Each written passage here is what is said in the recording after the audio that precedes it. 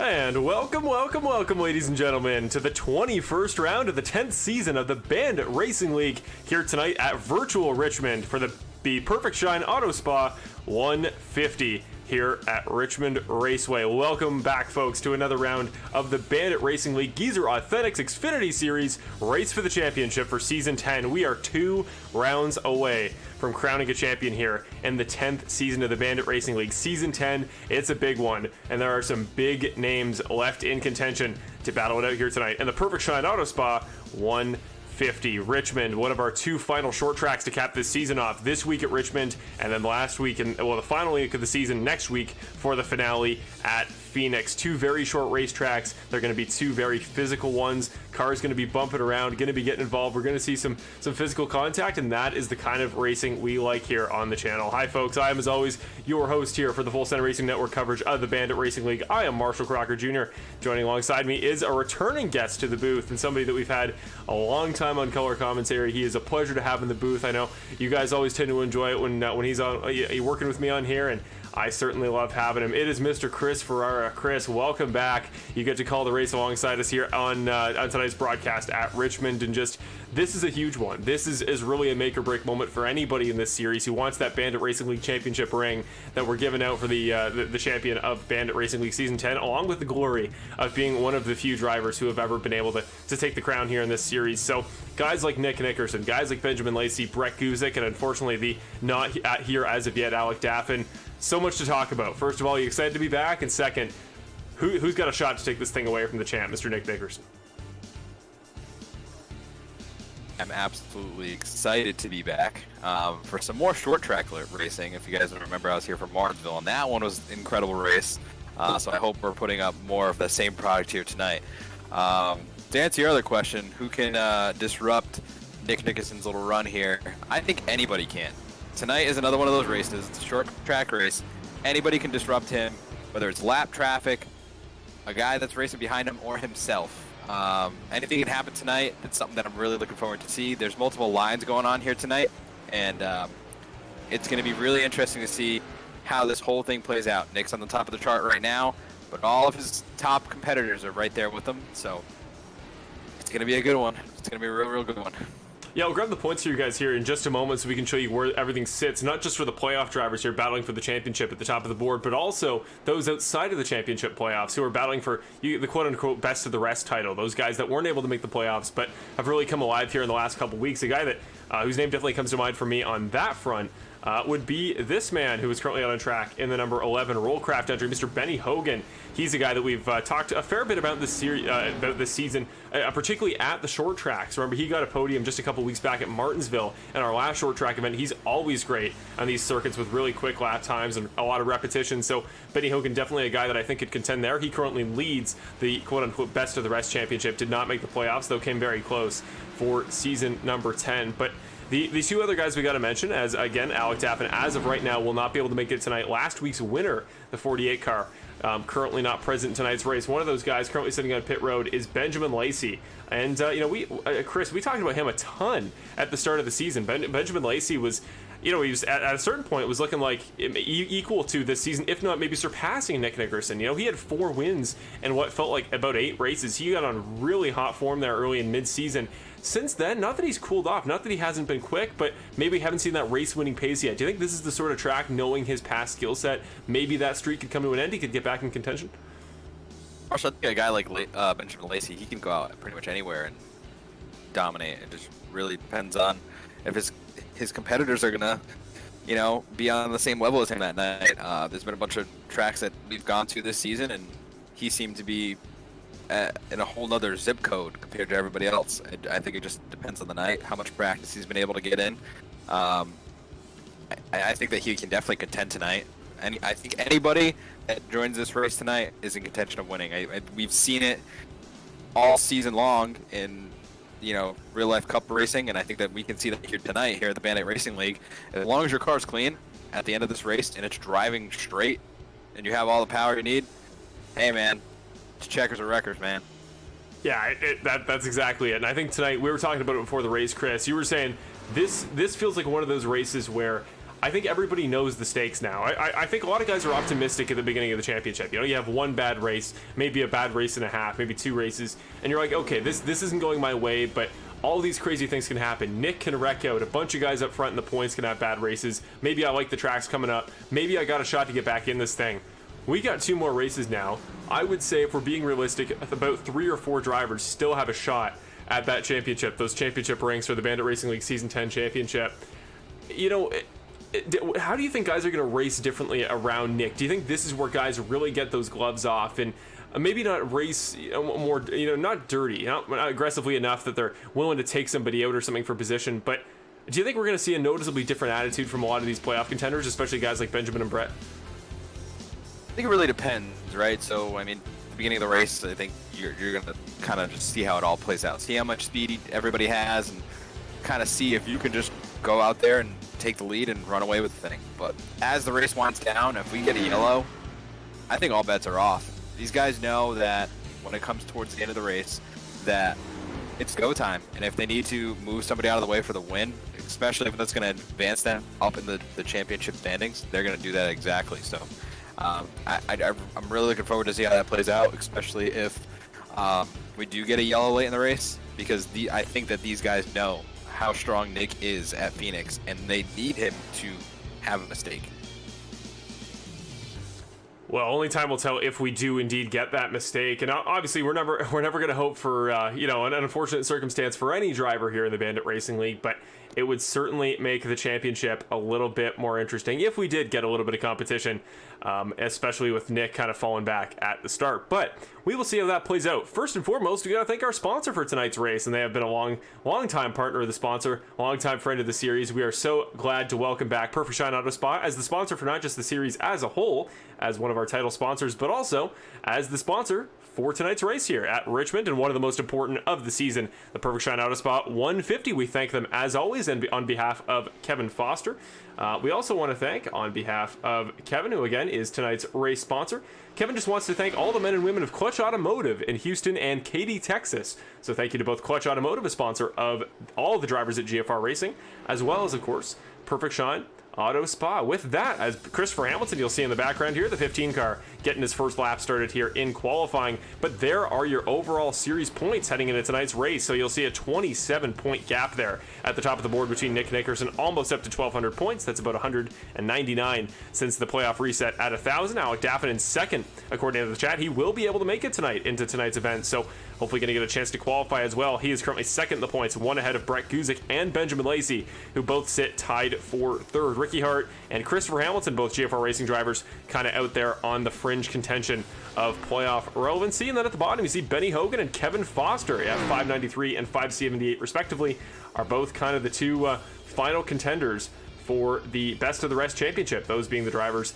that did not qualify for the playoffs. As we get into qualifying here, it's Benny Hogan right now, top of the leaderboard after a couple drivers finish up their first laps. At 22.4 was the benchmark. That now gets bumped down 2/10. 22.21 is the lap time run by who else? Mr. Nick Nickerson. He was fastest here in practice, and tonight, Chris, he just already, based on his qualifying pace, which we don't always see as top of the board for even a driver as good as Nick Nickerson,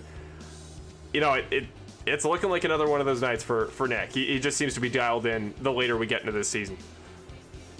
It very well could be. I think that this could be one of those nights where a couple guys put pressure on him, and maybe he could make a mistake of his own.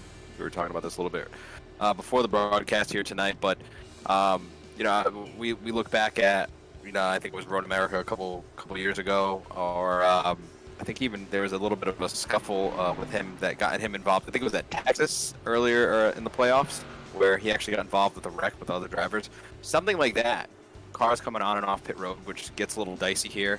That could be just a simple thing that knocks him back a little bit further in the pack and allows these guys that are fighting for the championship just a little bit more of a chance heading into Phoenix. And that's all they need. You give these guys, with how high level this league is and how much competitiveness is between all these drivers in the championship right now, if you give them a little bit of momentum going into Phoenix, I'd watch out. Absolutely. Guys like Benjamin Lacey here, who just went 5th on the leaderboard a moment ago, now getting bumped down to 6th by Nick's teammate at GFR Racing, Mr. Ricky Hart Jr. But yeah, you give a guy like Benjamin, a guy like Brett, only a small point gap to chase, and I think they will usually find a way. Brandon Jackson going to finish up his lap time. The number 99 playoff car goes into 13th spot, just behind Eddie Hagge, the Annapolis, Maryland native, who is going to put it in 12th. Good to see his return. I don't think we've seen the 97 car in a couple weeks. And speaking of returns, Mr. Trey Ellis is back to the series, former Bandit Racing League race winner at Daytona a year ago in season number 9. Good to see him back. And he is going to put it 17th on lap number 1. We'll see where he goes for lap number 2. But Blackstone number 4 entry makes its return for the first time in a while. Good to see Trey back. Also note, it looks like Alec Daffin has connected to the server. I'm not sure if he'll be able to put down a qualifying lap depending on which time he entered the race, but he is currently on the server, so we're going to see how that one plays out.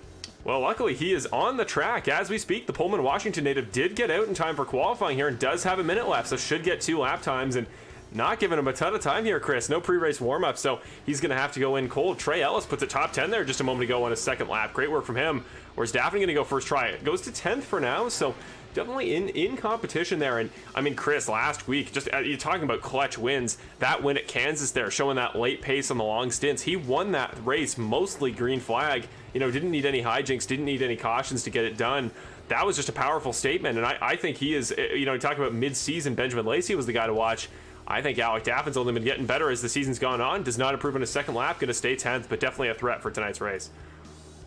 Yeah, I certainly think so. And I mean, if look at it this way, this kid right here, this is his rookie season in the Bandit Racing League. We were already talking about how competitive this league is. He's come in here and proved himself already. These guys that are running up for the championship know that he is a contender. I think that just says a lot. I mean, I've been with the Bandit Racing League for some time now, and I've never been at that level. I've just been happy to run in the top 10. So for this kid to come in here and make as much noise that he is, I think it's incredible. Whether or not he wins the championship, I still think it's an incredible season for him, and I'm just happy to be here and watch the excitement. I think that he's going to be coming through the field here, though. Well, before we get to tonight's starting grid, courtesy of Perfect Shine Auto Spa for the Perfect Shine Auto Spa 150 at Richmond. First of all, we got to crown our Rogue Energy Pull Award winner, courtesy of RogueEnergy.com. And for tonight's race, that is Mr. Nick Nickerson, as he often has. I believe this is number 5 on the season, so his 5th pull of season number 10. Use code Castle Esports, as always, at RogueEnergy.com. Thanks to Alan Castle and Castle Esports for providing us their code at RogueEnergy.com to pick up some awesome energy drink products. They're well made, nice and healthy, and they are a nice pick-me-up alternative to a lot of other options on the market. And thank you again to Rogue Energy, as always, for their support of the series. They were the brand I repped back at Watkins Glen on that pretty sweet-looking gummy bear car, courtesy of Rogue Energy and Evan Wall. Missed those days, Chris. It's been a while since I was able to jump in the car. And nights like tonight, when we got a field this competitive, guys that are going to be hunting for every point they're worth. That doesn't it kind of make you a little bit sad to not be down there driving and racing alongside the best of them? Oh, absolutely. And after watching the Martinsville race, they say it translates in real life. Road racers to Martinsville with all the braking that goes in there. I think that next season, forget about the road course. I want to see you in the car at Martinsville. At Martinsville, I will say, short tracks, if anywhere, probably the best shot I've had. I've scored some podiums, top split at Bristol before, and some Cup Series stuff. So we'll see. Maybe in the future, but no, for now, definitely the road course is my bag as far as the series goes. But with that being said, we got to get to tonight's race, and we got your starting grid to present you, courtesy of. There we go, courtesy of Perfect Shine Auto Spa, the Perfect Shine Auto Spa starting lineup as we roll off here for tonight's race at Richmond. On the pole, and the number 2 car, as he often does, Nick Nickerson for GFR Racing puts it on the pole in his bid for his second career title. Cody Welch there for second place Motorsports, quite fittingly second place in qualifying. And again, remember, he's looking to end that streak. 49 races since his last win at I'm forgetting the name of the track. It was season number 8 at Rockingham. That's the one. It was his third win in 4 races, and since then has not scored one. It will start on the front row, and unfortunately not a playoff driver due to missing a couple races this season. It's Guzik and Foster on row number 2, 3rd and 4th. Ricky Hart Jr. starts alongside Benjamin Lacey on row number 3, 5th and 6th. Benny Hogan, your best of the rest contender, starts in 7th, and it's Curtis Yancey starting 8th alongside him. Rounding off your top 10, it'll be Christopher Hamilton, the final driver for GFR Racing, a playoff driver this season. We got Alec Daffin starting in the 10th spot to round off your top 10 does make his return tonight. Trey Ellis makes his return to the series in general. The number 4 car will start alongside Brandon Jackson, another playoff driver who maybe not still in playoff contention as far as the championship goes, but it's been a pretty darn solid year for Brandon, including a couple wins to his name. Dawson Guzik from Pennsylvania will start in the inside of row number 7, of course, friend of the series, broadcasted with us a number of times this year. Bill Harkins starts alongside him in 14th. Eddie Hagge starts 15th. David Lakey 16th. Mark Allen Bivens, the young gun, almost got himself another win later this season, won the first race of the season. Jason Greenwell and Nolan Gross start 18th and 19th. Hayden Paul starts 20th. Hunter Henry, Connor Gibson, and Jackson Knock for Young Guns Racing will round off tonight's grid. Here we go. Field in control of the number 2 car. Chris, the Perfect Shot Auto Spa 150 starts at Richmond, and we are off. Good start for both the front row, and Nick doing what we expect. Getting a pretty solid start, but Cody Welch not giving him a ton of breathing room off the bat. Yeah, according to the chat here, Nick's going to have some work to do. This 85 car is going to be really strong. I'm excited to see that. I want to see some pressure on Nick. I want to see this 85 car up front. I love that paint scheme. And Cody's a great guy. He needs to get to victory lane, so let's see that happen. But chat, I need your help. I don't want to pick somebody tonight, because every single time I pick somebody, I end up jinxing them. Chat, give me suggestions. Who's winning tonight? Throw it in the chat right now. Who you guys got winning tonight? I need to know. I need some help. Good start for a number of drivers here right at the very beginning. Right now, it's seeming mostly single file here for the front 10. I think guys pretty content right now to settle in for the moment. A little bit of movement forward for Brandon Jackson, the 99 car. Now we're side by side further back between 2 longtime veterans of the series, and Trey Ellis and Bill Harkins. The 5 of Harkins on the high side, going to get a pretty good run off of turn number 2, and he is going to get the pass done. So gain 1 more spot for Bill Harkins. He's up 2 in only 2 laps from 14th. But Brandon Jackson now in the top 10. Alec Daffin moving up a little bit already, but for the most part, fairly single file here back from Nick as we get through turn number 1 for the 3rd time here tonight at Richmond. As we got a little bit further back in the pack, we got Bill and Christopher Hamilton bouncing off each other a little bit, but everybody stays straight and we're staying green here. But one thing I wanted to point out, we have cars trying to hug this yellow line in the corner.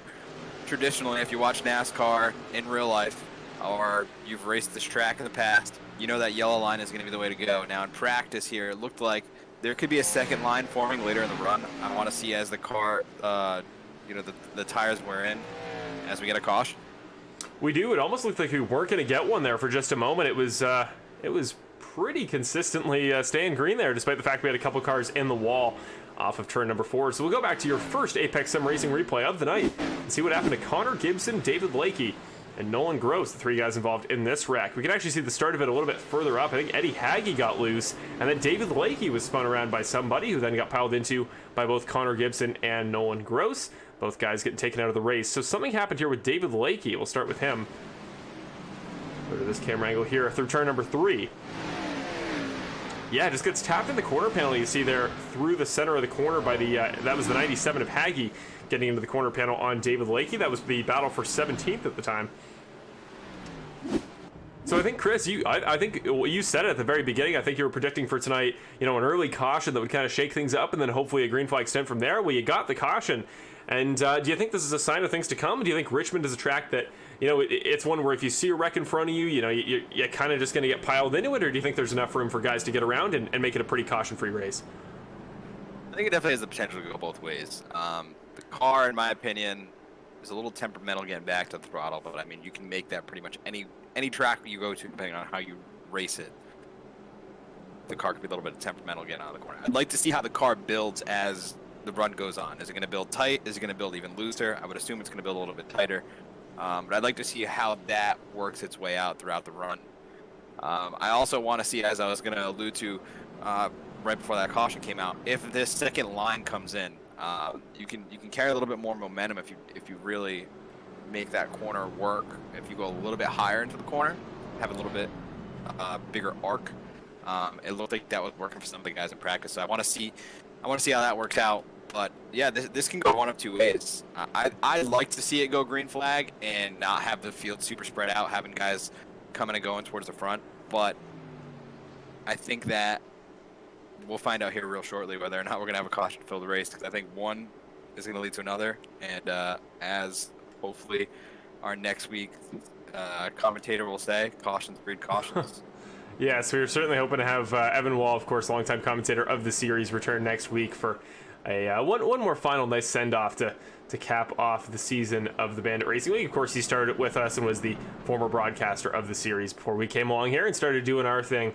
Gonna just quickly jump to the in-car camera of Nick Nickerson. You can see here live at his setup. Usually he just sets up the camera post-race for the interviews, but, does plenty of interviews, so always good to set it up for those. But no, tonight we're going to see Nick throughout the rest of the race, so maybe we'll get a chance to keep an eye on those hands, see how he's moving. And I know he's been working on his setup the last couple weeks, so you can see the nice, comfy, sort of, racing rig he's got built there for himself in lovely Phoenix, Arizona. So obviously we always wish Nick the best of luck, but I know a lot of you guys in the chat and a lot of you guys hoping for a different race winner this week are going to be wanting to see that man have some troubles here early on, have a little bit of,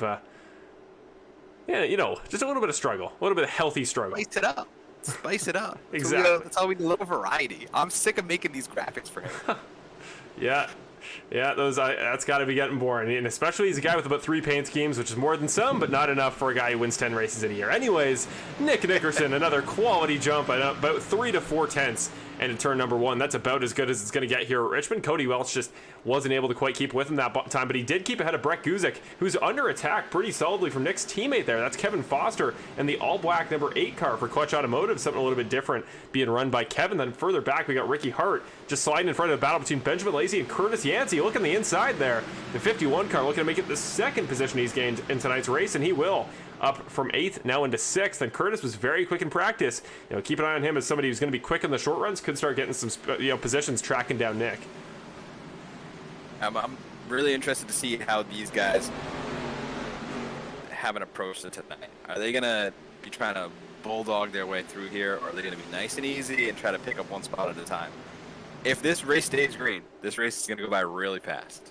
I mean, we're 12 laps into it. We had one wreck already, but each lap is, let's say, 23 seconds. This is going to be a fast race, so you don't have a lot of time to make these moves. I think that if you're going to go out there and try to contend for this win, you can get that lead and get it quick and just don't look back. Ideally, right? I mean, that's what everybody wants to do. But I'm starting to see some guys wash up here in the middle of the corner. I'm wondering if either they're driving a little harder or they're trying to get that little bit of a higher line working in 1 and 2. Speaking of driving harder, Curtis Yancey going for another spot like I was talking about there, down the inside of Ricky Hart Jr. into turn number 3. Ricky does get a good run off the corner. Does get a good run down the front stretch and should get back in front. He will. He clears him into turn number 1. So the one car holds on to 5th for the time being. Curtis sitting there in 6th. And you were talking a little bit before the race there, Chris, about your solution or your view on what the race strategy would be here as far as the lane we sit in. The perfect driving line. Usually, as far as the Cup Series goes, historically, it's been that bottom line down on the yellow line that's been more dominant. But we're seeing a lot of guys going really high, getting ready for the apex, and then cutting down the traditional in-out racing line. So what do you think is going to be the fastest lane around the racetrack, and what's going to be the best on tires long term? I think that to start, definitely, the shortest way around the track. Getting to that yellow line is going to be the fastest way around. I'm starting to see Benny Hogan go up there and test out that second lane. Kind of dive in the corner that way, have a really, really good run off, carry a lot of speed. So we're going to have to see how that works in. I don't know if that's going to be a later in the run thing, or we just need to build up the rubber on that outside of the track and see how that works out. But it would be really interesting to see 2 lines develop, because when it comes towards the end of the race, obviously if a restart happens, everybody's going to try and get to the bottom of the track. But if we have 2 different lines going and they're both really strong, I'd really love to see a battle for the lead with multiple crews going on. That'd be fantastic. I'm hoping. Yeah, as are we all. And we're also hoping to see a battle here for the lead, which could be forming up here momentarily. Look at the lap time comparison between the last 5. Welch faster on 3 of the last 5, and by about an equal margin. So he's definitely keeping with him. Same with Kevin Foster, as well as Brett Guzik, who currently sits in 3rd. But Cody is staying with him. Was slower that lap by half a tenth, but it's fairly even. And I think with the gap we saw in practice, where Nick was about a tenth and a half faster than anybody, it's good to see that it's a little bit closer than perhaps we were expecting. We're starting to see that gap even out a little bit more. And with how short this lap is here at Richmond, how small this margin is, only 3 tenths, any mistake from Nick is going to be punished immediately. And I think once he's out of the groove there, if he's out of the lead, I think that's where we've seen historically, that's where the race gets tough for Nick. He's got to lead, he's got to dominate from the front if he wants it to be as flawless as he's hoping for. Right now he has that, but again, less than 3 tenths, Cody is on the attack. Yeah, look, I mean, Nick knows that as of right now, he's sitting pretty good. He can lose this race, finish in the top 5, and still be okay in points. He doesn't need to go and contend for this win. If Cody is that much faster, if I'm Nick, I'm just going to let him go. I'm not going to put up a fight and chance Cody dumping me, and I'm finishing 20th. And then not only did I lose, I now evaporated my championship points lead. So I think Nick knows that. It looks like right now the 85 car, granted we're pretty early in this race, but the 85 car is really rolling the center really good. He has a really good drive off. You can see it kind of, if we go from a different angle here, you can see the 85 car kind of close the gap in the center, and then as he's driving off, he's really able to close that gap by the end of the straightaway. Lose a little bit on entry, but he gets right back. So it's one thing to catch the guy and get to the back bumper, but to cleanly pass him, that's a whole different story. And I know that Cody really respects Nick, and Nick really respects Cody, but at the end of the day, Cody hasn't won in a while, and I know he wants to win. And I know everybody in this chat wants him to win. So we're going to see if that pressure gets to him and if that pressure gets to Nickerson. Well, it's been funny, the kind of reverse parallel between the real-life NASCAR Cup Series. We watch this battle on track right now between Bill Harkins and Connor Gibson. We'll cut back here to Cody and Nick shortly. But, comparing it to the real-world NASCAR Cup Series, they just got to their playoffs, and a non-playoff driver won both the first two races of that, whereas we haven't had a non-playoff driver win yet in this season's race for the championship. Could tonight be the night? Cody Welch down the inside. There's the move. There's the attempt. And he's got the better grip in turn number 3. He just waited for Nick to start washing up. Capitalize on that mistake like I was talking about. He takes that spot back. Nick down to the bottom, though. He's going to fight him for it. Isn't going to let the 85 sail off into the sunset. Back down to the bottom. Nick is pushing those tires. They're scrapping it out. We got Nolan Gross, the lap car in the O2 right in front of him. Is he going to block Welch? He is. He's going to form a pick right up top. Nick going to benefit from that momentarily, but Cody, a beautiful corner. Look at the entry on that. Can he keep the back end? Look at the 0-4 is now coming to play. He is. Brett Guzik's in the equation. It's getting exciting here early on at Richmond. 25 laps in, 1/6 of the way there. Brett Guzik now finally starting to see his opportunity. Nolan Gross really shook that up for the top 2, and we are still too wide between the front 2. If you are Brett Guzik right now, your lips are foaming. You're like, oh yes, this is exactly what I want to see. This is exactly what you want to see. You want to see Nick battling, and he has the playoff contender that's right on his heels coming right up behind him. As you see Cody kind of take it here, I think maybe Nick saw, this doesn't really make sense for me. I just lost a second gap to Brett because I was battling for the lead. Now you're going to see Brett go to the inside here, and maybe Nick loses another position. Nick can lose these positions on track right now, but he can't lose too many. If he finishes outside the top 10 and somewhere in the top 15, that's not a good point save for him. That battle going to Phoenix is going to be a lot tighter. But battling with guys on track. One little mistake here, as you saw, Nolan Gross got kind of in the way there of the battle for the lead. That could have been detrimental for both of them. That could have took them both out. So that's just something to pay attention for as we see Nick going really high in 3 and 4. I don't know if he's experimenting there or if he's losing a handle on the car. As you can see, a really good run. This is kind of what I was talking about. You see a really good run out of the corner because he was able to get back to the throttle so much sooner than Brett was.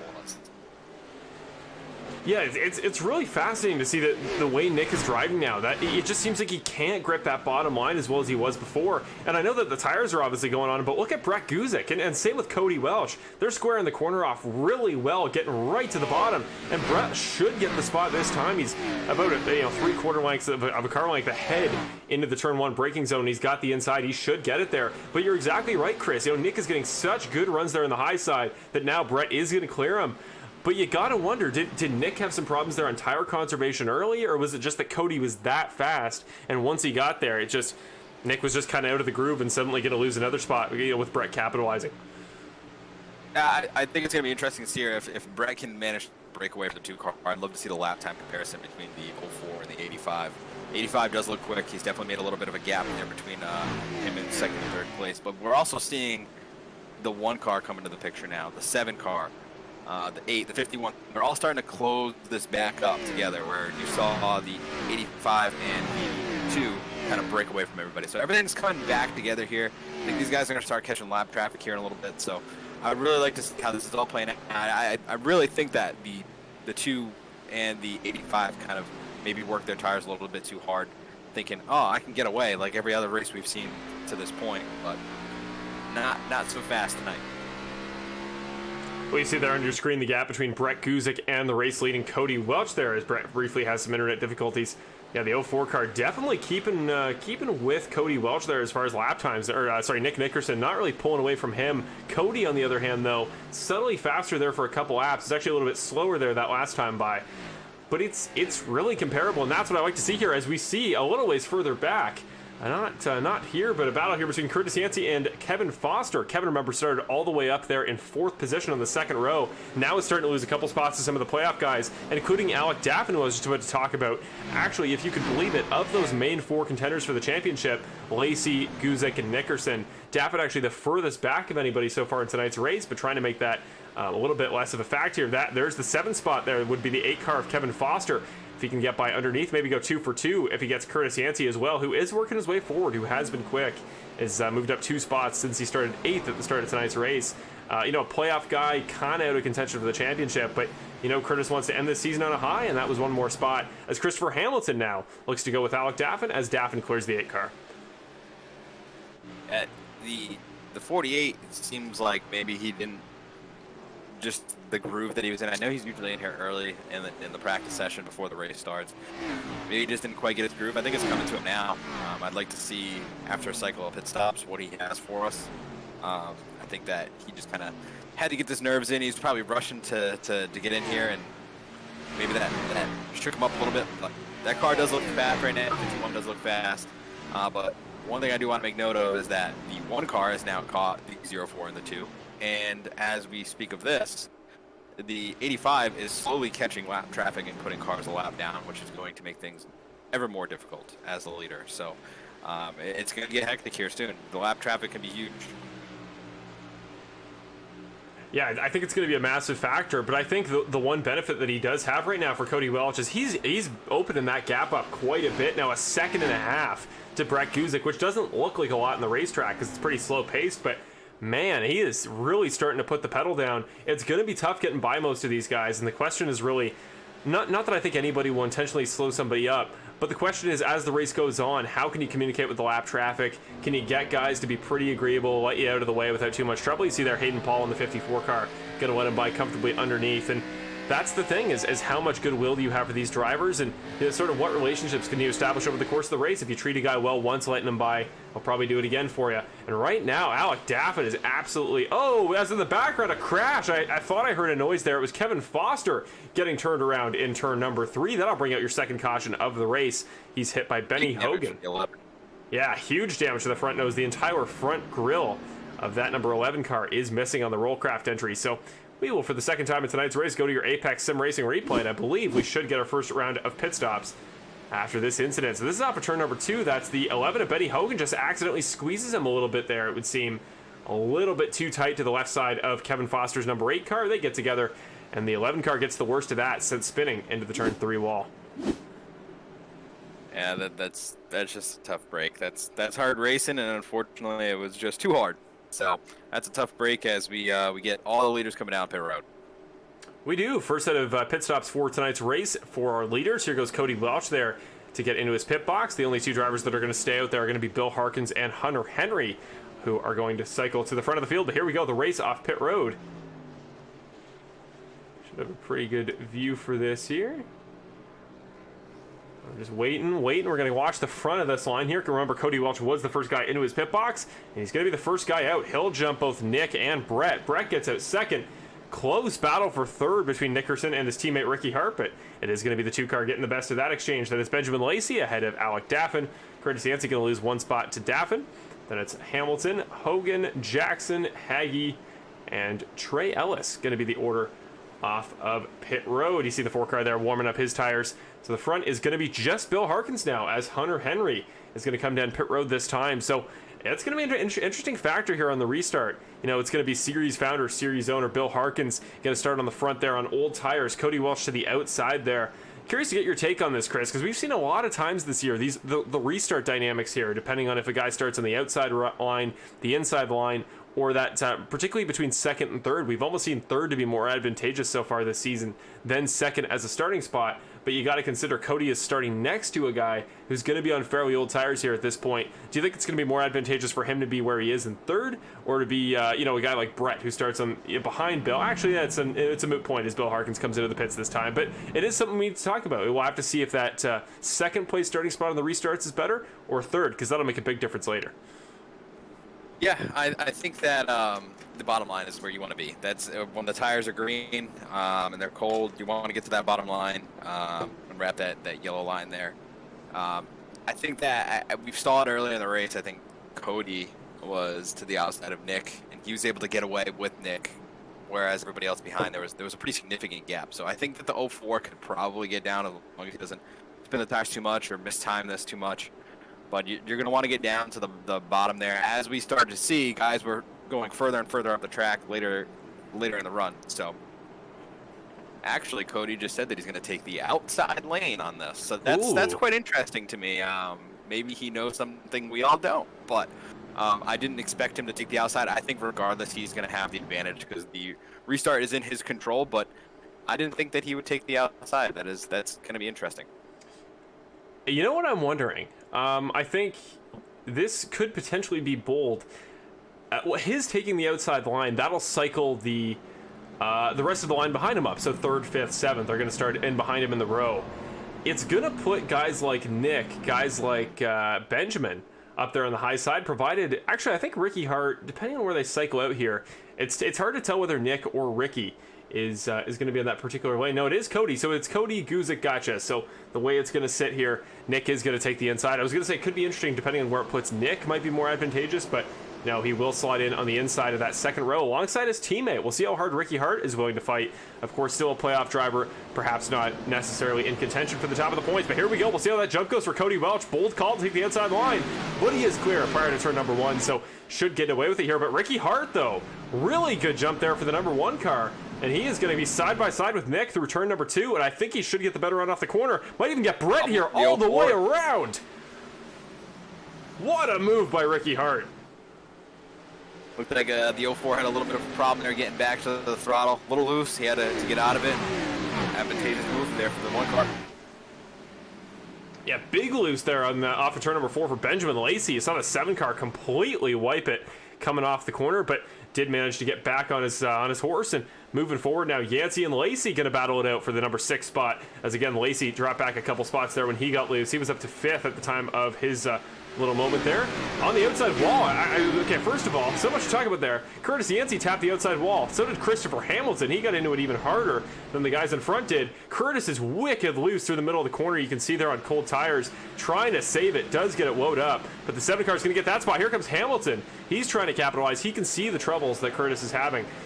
He is going to manage to hold them off for the time being. So we're going to get back into that single file line we saw earlier, but there is a virtually no gap at all here between your top maybe 5 and then a bit of a drop back to Benjamin Lacey. Everybody's pushing on each other. Everybody's leaning on each other. Everybody knows it's time to go, and people are getting frustrated. I can hear it. It's not things that I could say over the broadcast. People are getting upset, and I love it. That means for some good racing. I do also want to mention this while I have the chance. The 2 most cursed guys in the Bandit Racing League are 1 and 2 right now. Yeah. I'm not going to curse them. I'm not going to say anything more about them. They're racing 1 and 2. We're going to stay on this place now. And I think they're the 2 guys fans would most want to see win tonight. So you guys got to be pretty excited right now. But we've seen this the last couple weeks, Chris. Like, Cody's led a bunch of races. Ricky's been really lights out towards the beginning. It's just how it works for them long term is further back in the field here. Hayden Paul has gotten a little bit slow on the racetrack on the backstretch. Will be the 54 car able to get back to the pits here. Just stuttering a little bit. There we go. Here is Cody Welch, though. Again, it's close for 3rd as we see Nick Nickerson out of nowhere. Finds an opening there on the bottom line. Is he going to try to send it back into the top 3 for himself? Brett cycled out ahead in the pit cycle. 2 car there looking for his moment. It's going to be close. You see the lights coming on here at Richmond. The beautiful iRacing lighting effect starting to kick in here as it's perfectly lighting this battle for 3rd that is so crucial to Nick's race overall, because the more guys he can get back past and the more pace he can show here at this moment, the better shot I think he's got long term, as he got wicked loose as well there off of turn number 4. A lot of guys having trouble there, and he almost slid up into Guzik. That's the last thing he needs right now.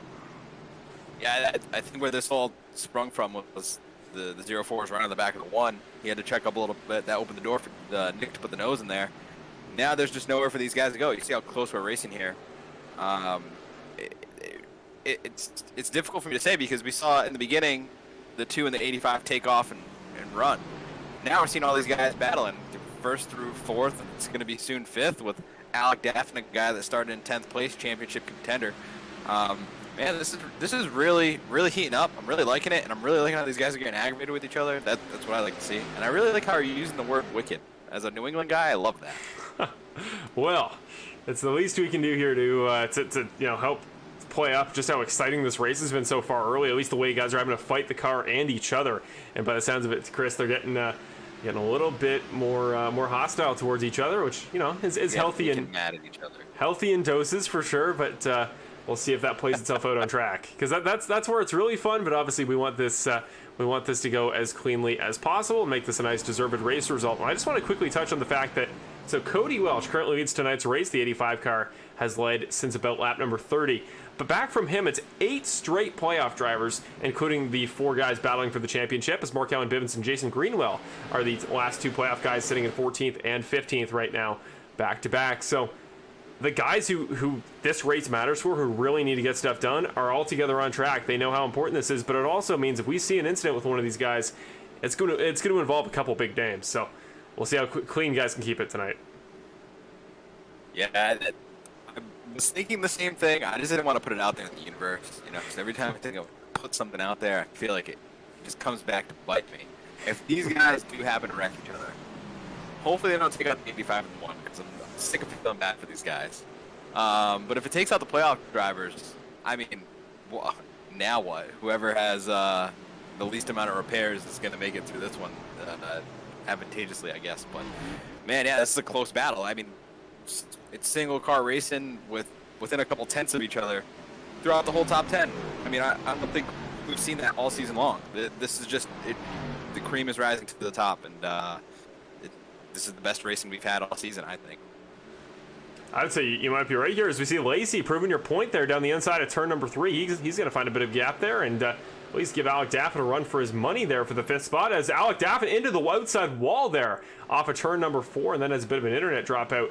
But he does manage to slap back in line, but just a costly little mistake there with that outside wall contact. Not too dissimilar from something we saw last week. Again, I don't mean to bring us back to the horrific incident, but as Cody Welch gets tracked down a little bit by Ricky Hart that lap. Remember last week, Cody leading the race, trying to conserve to the finish there at Kansas, and had that contact off the outside wall with 12 laps to go, gave him damage that unfortunately effectively put him out of contention there for the win. And you got to wonder, Cody, from a driver's perspective, do you think any part of him is more worried about that? Do you think he's going to change his strategy, get a little bit more gun shy, you could say, the way he's driving because of that incident last week? He knows how dangerous it can be to push yourself up towards that outside wall lap after lap.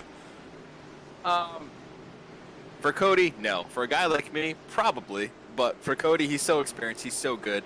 He knows what he's doing. Clearly knows his way around this place. He's led a bunch of laps already. He's holding off some of the best guys there is. I think Cody's laser focused on right now. He's getting closer and closer and closer to putting this car back in victory lane. And I'm not going to say whether or not he gets it done tonight, but he's looking really fast. This one car is also looking really fast right off his back bumper. So it's never easy for this 85 car. I can tell you that for free.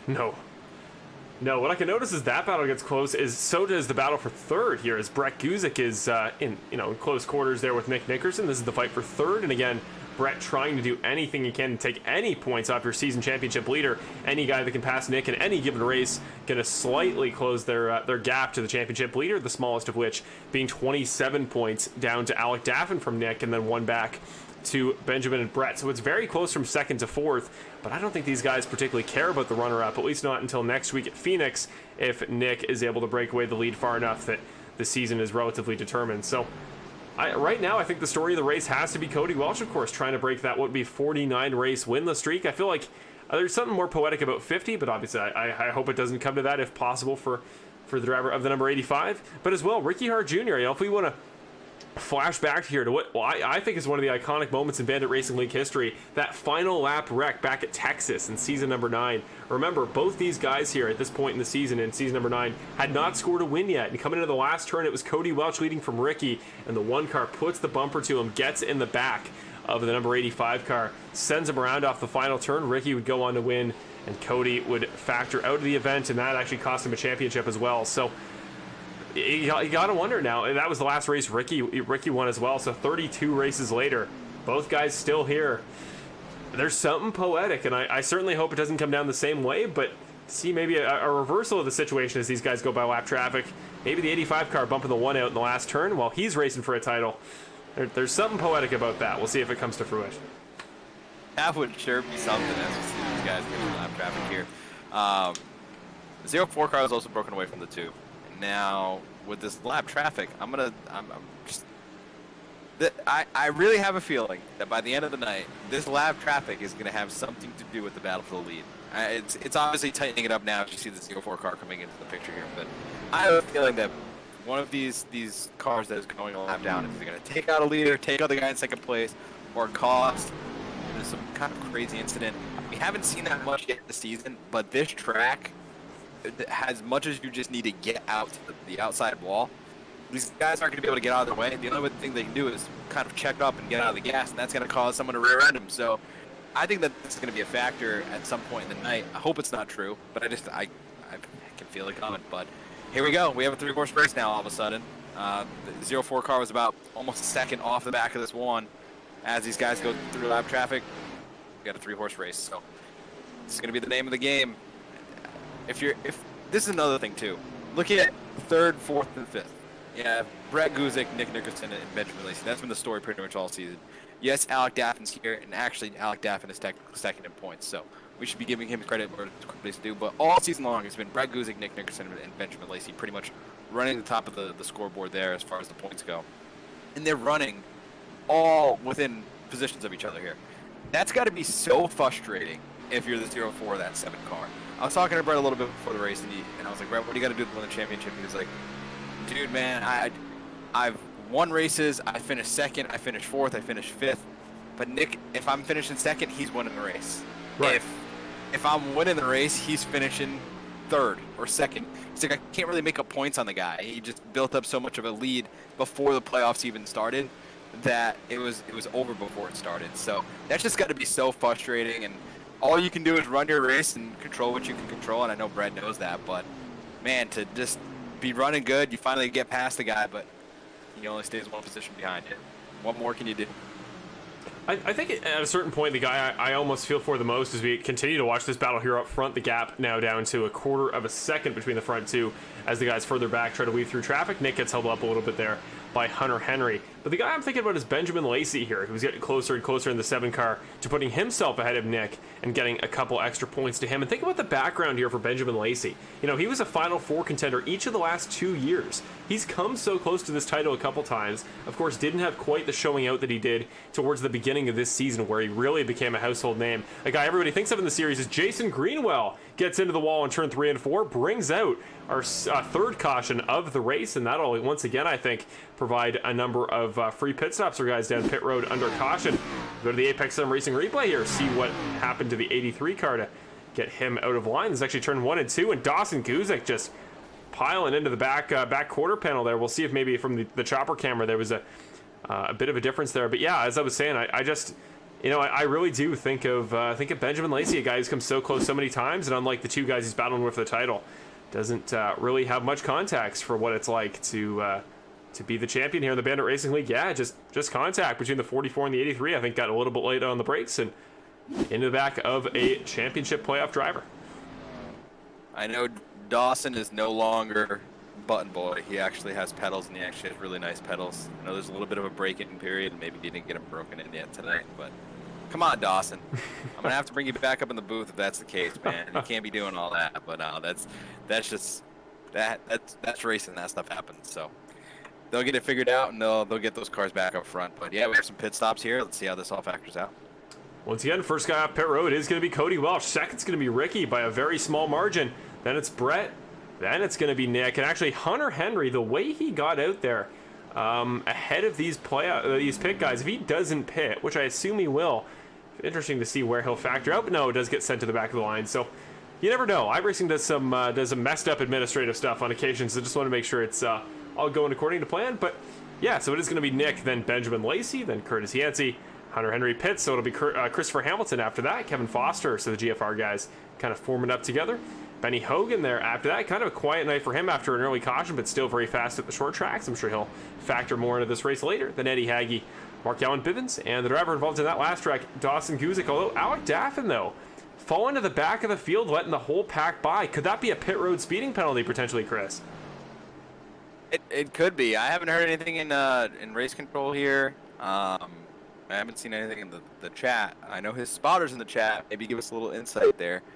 But something I'm seeing here, correct me if I'm wrong, but is the 99 car leading this race? He is Brandon indeed. Jackson leading this race? He is indeed, and it is under unusual circumstances. He did not come down pit road on that last stint. He's going to be the only driver who did not, as once again Bill Harkin's going to pit on the second lap of the caution here. But yeah, lap 39 the last time Brandon Jackson came down pit road, so may have fuel for a little bit longer. I don't know about tires. Really interesting to see he's staying out. I don't know what the call is here necessarily. Maybe he's thinking we're going to get into rapid fire cautions here. He'll just stay up front and maybe just try to do something different. You know, Brandon's a fun guy. I know he loves this series. I wouldn't be surprised if the plan for him is just, you know, do something different, give himself something to do, and well, leading the race is certainly that. I sure appreciate him being different if he's going to stay out there like this. I love it. As he says on his Twitch here, he loves new content, and I think he's about to create us some content being on older tires. So we're going to have to see. Yeah, he's staying out. He picked his lane, so let's see how this one works out. Here we go. Okay, so one lap left under the pace car here for this caution. We're going to go to next time we get a chance, next time we get a caution, if we do get another one at this stage of the race, we're going to do an interview in car with Nick Nickerson when we get the chance, because he's kind of the big name we got to talk about tonight, the guy who's got more to play for than anybody as he takes a drink there live on his Skype. Brandon Jackson, yeah, is going to lead the field of green here this time by. It's going to be Cody Welch on the front row alongside him. Then it's Ricky and Brett and row number 2, and Nick and Benjamin row number 3. I'll give this one to you here, Chris. But yeah, when we get back to if we get back to a caution, we'll go to Nick for an in-car interview. We don't do nearly enough these days. Yeah, we're about to have the pace car duck in here. I got to give a shout out to Evan Wall Media. He has to get it in. Cautions breed cautions, and Brandon Jackson knows it. So let's see how this all works out as we're coming to the green flag. Brandon gets a really good jump on the restart there. But here comes the 0-4 car on the outside. We're gonna see how this works out for him. This could be really huge for his battle for the lead here. The 99 car doesn't have quite as much grip. Getting back to the throttle, and I think he's gonna get passed by the 2 car. That 99 car is pretty much a pick for the 0-4 car right now. He really is. He's put up a wall there on the 04 car, Brett Guzik. This could not have gone worse for the driver of the 04 car. He's down to 7th now as he started up there in 3rd. This is not the way that Brett needed to start off this current stint. Finally gets down and drops into that bottom lane below Brandon, and now he's immediately going to go on the attack. He's to the inside of Curtis Yancey.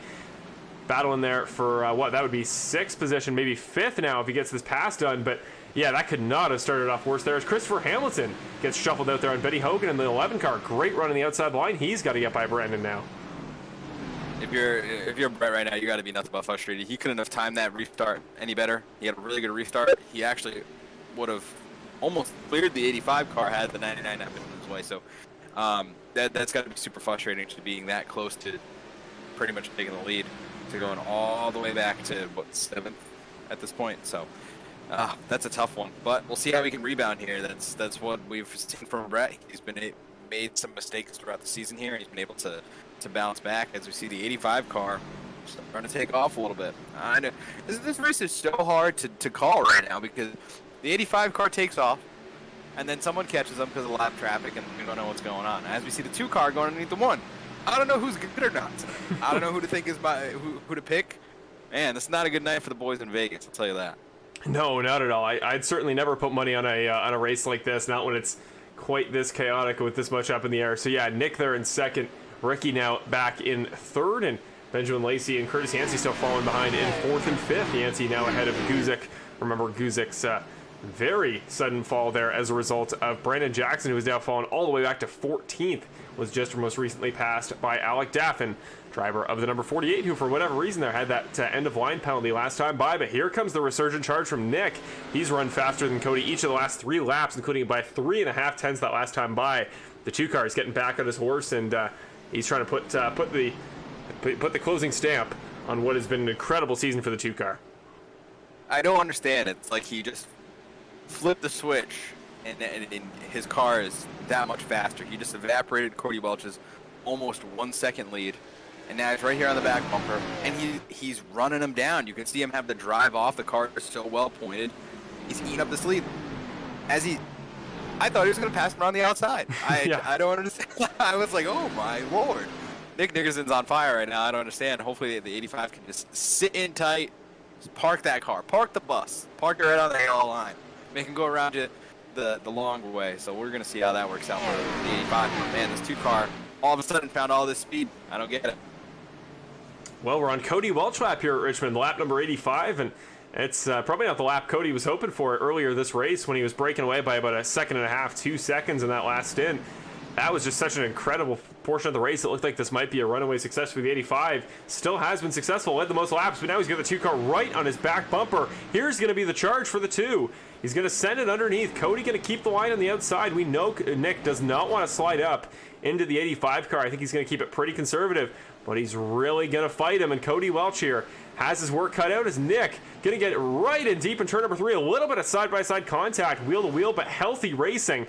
What a fight for the lead here between two longtime rivals back to Season 8, 1 and 2 in the championship. That was a great hard-fought battle, and that, I believe, came to an end at Richmond. And now tonight, we'd like to see if they can do it again here and put on one of the best shows of the season. And right now, Nick is going to become the guy in favor as he does get the pass done on Cody. New race leader, Nick Nickerson in the 2 cars. The battle for third heats up between Hart and Lacey. Yeah, look what that battle for the lead did. It kind of stacked everybody up, brought everybody back together. That's what I like to see. I thought Cody would have been able to put up a little bit better of a fight. I just saw Nick wash up just a little bit there, open the door for the 85. But I thought the 85 would have put up a little bit more of a fight, but the 2-car just found so much speed. I don't know if he changed brake bias or the temperature of the track changed, or maybe he took 2 tires. I don't know. I doubt it. But this 2-car has found a lot of pace all of a sudden. He is flying. But all these cars bunching up, all these playoff cars bunching up, they got to go, man. They know their championship is right here in front of them. There's no more excuses. If at this point Nick Nickerson wins this race, you're putting yourself in a tough position going into Phoenix. These guys need to get up there. They need to put pressure on him. Maybe this 2-car makes a mistake of his own. Maybe they don't even have to touch him. They just got to intimidate him a little bit.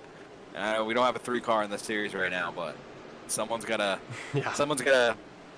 ruffle his feathers a little bit here. Yeah, we definitely need a Dale Jr. type to get involved here. It's Ricky Hart. He gets as close as he's been there to the back bumper of the 85 this time. Almost thought he was going to put the bumper to him, kind of slide him up out of the way, because Ricky doesn't need anybody in between him and the 2-car. He's already got enough on his plate as it is, as now Nick is going to be cleared by about 3/10, which again may not sound like much and really isn't in the grand scheme of things, but it is definitely not enough to mean that Cody is eligible for a pass here, unless Nick gets held up by lap traffic, which is, of course, the biggest worry for anybody tonight who happens to be leading the race. You see the gap off the back bumper of Nick, and then we'll go to the front hood, as we see the 02 car of Nolan Gross going to get right out of the way. Going to let the championship guys by, we hope, or at least doesn't hold up the 85 car. He doesn't, kind of holds up the 1, definitely holds up the 7. So it really is a balance here on each and every lap as Curtis gets a little bit wide. Maybe Brett going to force himself underneath there in turn number 4, does not, and is instead going to work back into the line. So currently, right now, the gap from first place down to 8th is 2 seconds, less than 2 seconds, separating now the top 7. So incredible to see how close this race has been here. And I know we've talked about a lot of the same guys, Nickerson, Welch, and Hart really in contention up front, and to a lesser extent Brett. But I think Chris, just as a race in a vacuum, if a couple of guys get together, if lap traffic plays a part, anybody in the top 7 can suddenly take up the race win, including guys like Yancey and Hamilton, who haven't won in quite a while themselves. Yeah, absolutely. Look at all these guys. They're all running generally the same pace here. It's so hard to pass, especially when you got a guy a 10th off your back bumper. You got to check up for him. He's checking up for the guy in front of him. You're all just trying to stay off of each other, and the leader gets the benefit from it the most, but they're still hanging tight with the leader. Well, one thing I think I want to keep my eye on at this point, we've seen it. I think we saw it at Martinsville. I think Lacey went for it on Nickerson in the last corner, kind of just center in there. I think at this track, if you're not I don't think you can be any further back than 2/10 in order to be able to touch the car in front of you going in the corner. So just keep that in mind towards the end here. If there's going to be a guy that's going to try and make a desperation move for the win, but I think this lap traffic, like I said, could play a factor here. I know these guys are playing a little nice right now, but even off of the corner, they all have to get up towards the wall. So there's going to be a point in time where these 2 cars are going for the same real estate. So it's only a matter of time, I believe. But yeah, we have some tight racing as the 51 car's having a little bit of an internet issue here, it looks like, but 04 car's all over his back bumper, and he has to be frustrated. He has to be seeing red, and I know he wants to get back to the front because all season long, I was talking to him. You know, Texas kind of got taken away from him. There's been a couple other races that have been taken away from him. Well, how would his season be different? How does Brett Guzik go back-to-back championships? I mean, it's minimizing those mistakes. You know, Nick Nickerson had a couple mistakes toward the end of last season, and that's what stopped him from going back-to-back and what gave Brett the championship, well-deserved championship. But yeah, we're gonna have to see as the 85 has closed the gap of the 2-car. I wonder if 85 is kind of, I don't want to say sandbagging, but saving his stuff here a little bit. Saw what Nick can do. Said, oh, okay, I can dial him back 5% and still stick with you. Or if this is Nick having to navigate lap traffic and not knowing where they're going. Yeah, time to get back on the charge here for the 85 of Cody Welch. We now come to, this is going to be the start of lap 100. 50 laps left to go here at Richmond. Tonight is flying by. I think you were bang on there, you know, Chris. If we go green most of the way through tonight's race, it was going to be pretty quick, and it feels like it's flown by to this point so far as Cody Welch, once again, he is darn close. That gap down to just 1/10 this time by. He could pop out to the inside any moment here, or could try the outside. No, it's going to be the inside once again. Nick leaves the door wide open for Cody Welch again. We'll see if he gets the run off the corner, but right now he is right there on the inside of the line. Again, making him sweat. That's what he said he had to do. Nick was better middle of the straightaway, but there we go. Cody getting a really good drive in the corner right on the yellow line. Gonna get clear by about half a car length. He's still ahead here into the braking zone for turn 3. Cody Welch looking for his best chance at a race win in a very long time. Ricky's going to go with him, the 1 car of Hart Jr. as Welch does clear for the lead. Ricky looking for his opportunity here as he's going to look for his teammate to get boxed out by another car, and he will. The 1 car up into second place. Nick in just 2 laps from your race lead to 3rd. Lacey still sniffing down 4th. I think that was a little bit of a smart play by the 2 car. He saw that 85 closing, and I think he said, you know what, enough's enough. I'm not going to chance him spinning me or dumping me in the corner. You know what, I'll just give him, I'll surrender the spot. I already have a million pictures of Chris editing my car for a race winner post. I can sacrifice one here, but still take home the championship hardware as long as I play this smart. So I really like that move from him, just kind of move up a lane. You can still contend and fight for the lead, see if the 85 car makes a mistake, but I'm not going to chance you dumping me and taking me out of this race entirely and absolutely destroying my championship hopes over a Richmond win when I have my eyes on the bigger prize here. So, yeah, this shovels everything up, and then you look here. Look who's right behind the 2 car, 7 of Benjamin Lacey. Yes, I love the storyline of the 85 and the 1 battling here. The 1 is slightly out of the championship picture here, but if you're looking at the championship, these guys have been battling all season long, and they find each other towards the end of these races every single time, and I think that's so incredible. I think that just shows the amount of pace that these guys have and how, I don't want to say equal, they have their own talents as we're coming up on a lot of lap traffic here. You know what? Forget that. I want to focus on this. This battle for the lead is about to get real spicy because there's so much lap traffic. I can't wait to see this. Yeah, I think you're darn right. I think that battle for 3rd, too, could get interesting. Benjamin Lacey keeps finding little openings to the inside, hasn't been able to make it work yet. And this might be his best shot. We're going to go on board here with Benjamin Lacey to turn number 3. Nick really wide there through that corner, so he's going to lose that spot, I would say, to Benjamin. But here we go. Cody's efforts to get through the pack start. Got underneath Greenwell. Now these 2 cars up ahead going side by side. Where's he going to go for these guys? That's a wall in front of him. That's David Lakey on the bottom, and then the 9 car of Hunter Henry there on the top side. Where's the opening for him? Henry with that significant damage. So down to the bottom goes Welch. She's going to get that one done quick. I think the 1 should go with him.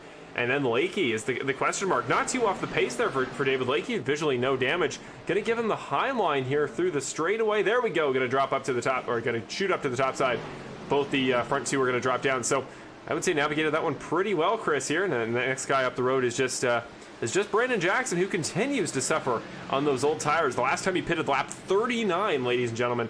Brandon Jackson now 70 laps in. David Lakey is in the outside wall there a little bit further back. You see him going 3 wide with Benjamin Lacey. Nick Nickerson. What happened to Ricky Hart Jr.?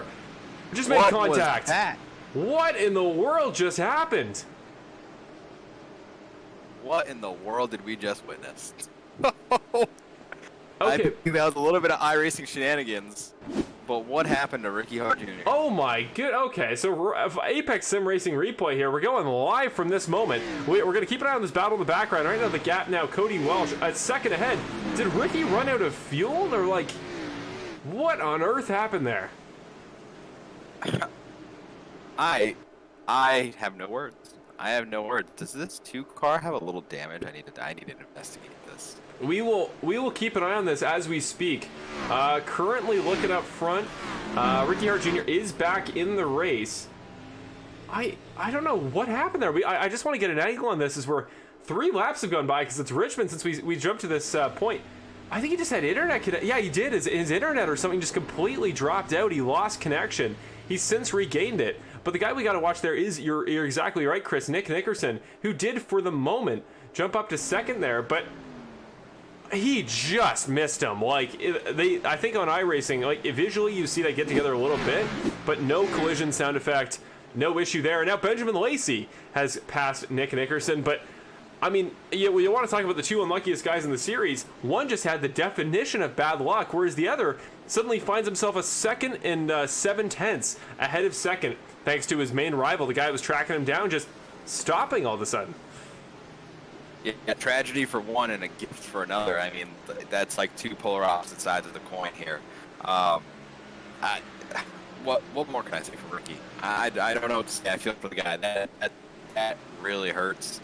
But for Cody here, I'm probably jumping up and down in my race seat. Like, yes, well, whatever. I'll take it however it can come at this point. But yeah, that is an absolute tough one. I don't even know how to wrap my head around that. I heard Ricky going over the radio there saying, "Hey, I'm sorry for whoever may have got damaged from me. I lost my internet for a second. I don't know what happened." So that is a tough one. But man, as we get a caution flag.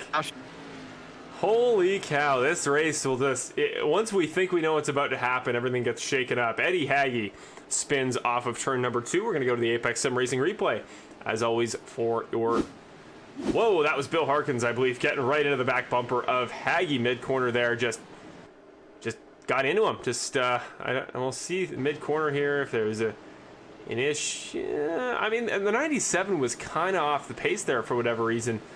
But just straight up contact, just the wrong part in the corner to get bumper to bumper with somebody. And now we're going to go right back to the live action there as we see the cause of our 4th caution of the race, because here we go.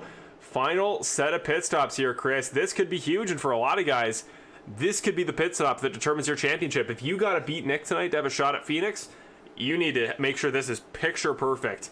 And you know Benjamin Lacey's going to be trying to here as he tucks in behind Cody and maybe even tries to jump him here in the pits. Yeah, This is a very crucial stop, but something else that this does, it kind of negates what happened to Ricky Hart. It's going to give him a little bit of a reset. Yeah, he's going to be not in second place anymore, but he's fast enough. He showed the pace.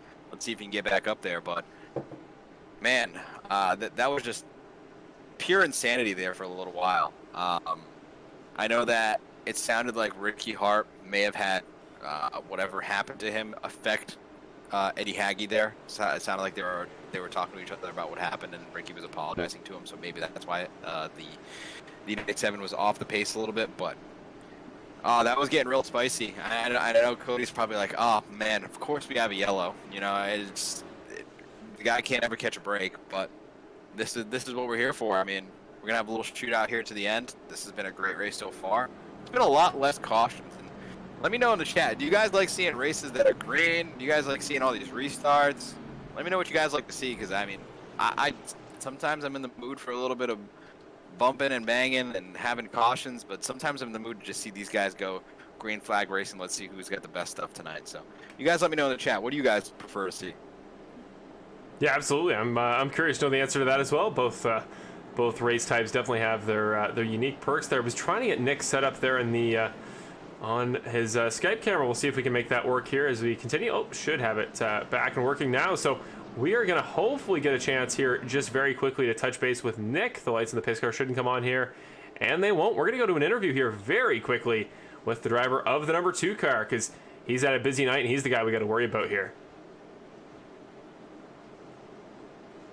Hey Nick, it's Marshall and Chris up in the broadcast booth very quickly. You got a copy for us? How's it going, man? It's going pretty well, Nick. This has been about as exciting as you could have probably hoped for a race where you're battling for what could potentially be virtually clinching the title here tonight at Richmond. You're about 30 laps away. We've seen a lot of competition up front. Cody's been dialed in tonight. Where are you sitting right now, my man? How are you feeling? Is that pace in practice still carrying over right now? You feeling good?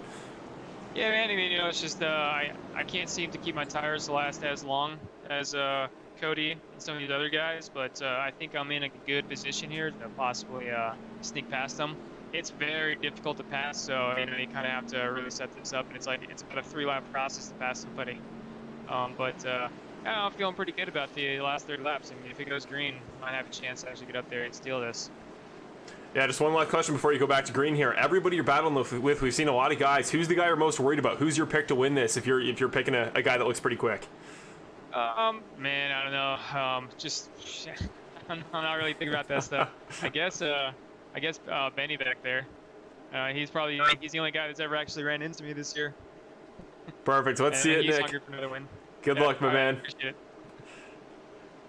There you go. We'll cap it off nice and quickly. We want to give Nick the chance to get dialed in, settled in for what is probably the most important restart of his season. Front row as well. Lacey, Guzik, Nickerson, your top 4. The Perfect Shine Auto Spa 150 at Richmond is 30 laps away from conclusion. Only one more race after this week in Season 10 of the Bandit Racing League. This is huge. And Benjamin Lacey going to clear Guzik in the first corner. A lot of guys having connectivity issues. Really, the surfer having some troubles here, but there we go. Dialed back in. The 04 and the 7 are side by side in turn number 3. And Benny Hogan, as Nick predicted, got a good start there. He's in 5th. And he may be the next guy to try to track down the 2 car who drops back into 4th.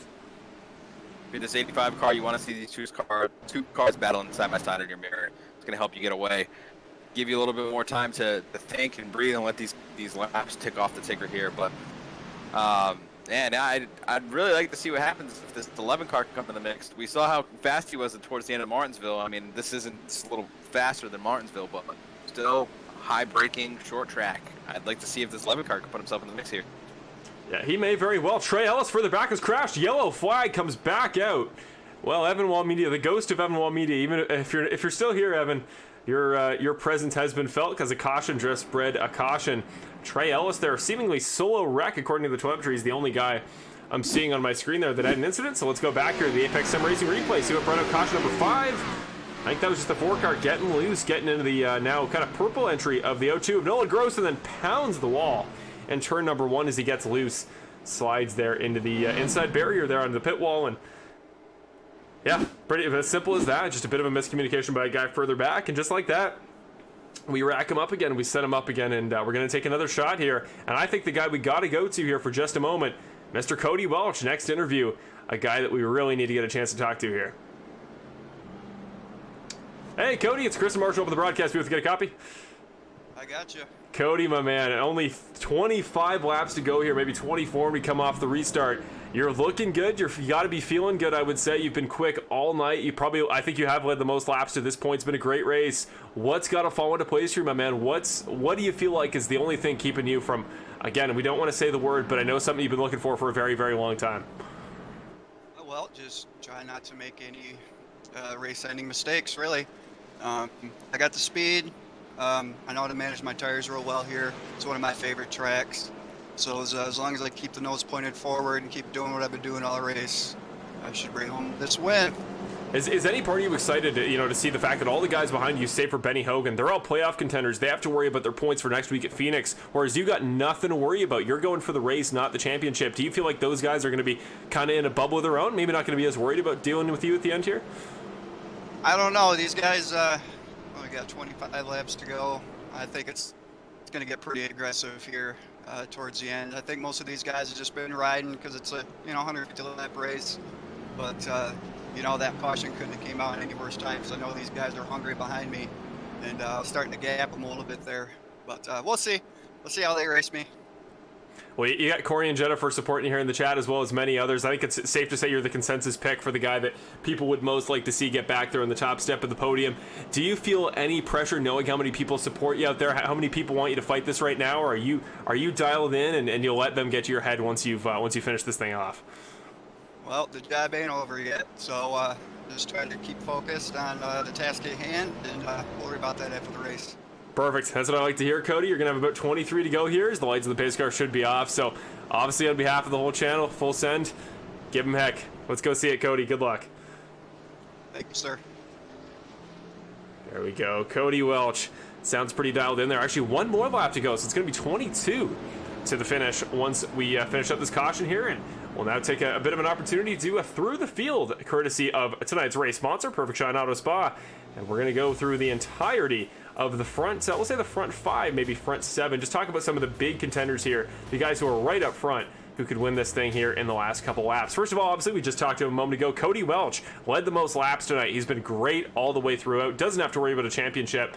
He's just here for that win for the first time in 49 races since Rockingham back in season number 8. He's kind of on a different plane here. He's fighting for something different than guys like this man, Brett Guzik, who fought his way up quietly here, all the way back to the second spot. A really good place to be in. Brett thrives here from the front. I don't think he would have any problem putting them upper to Cody Welch, if I'm honest.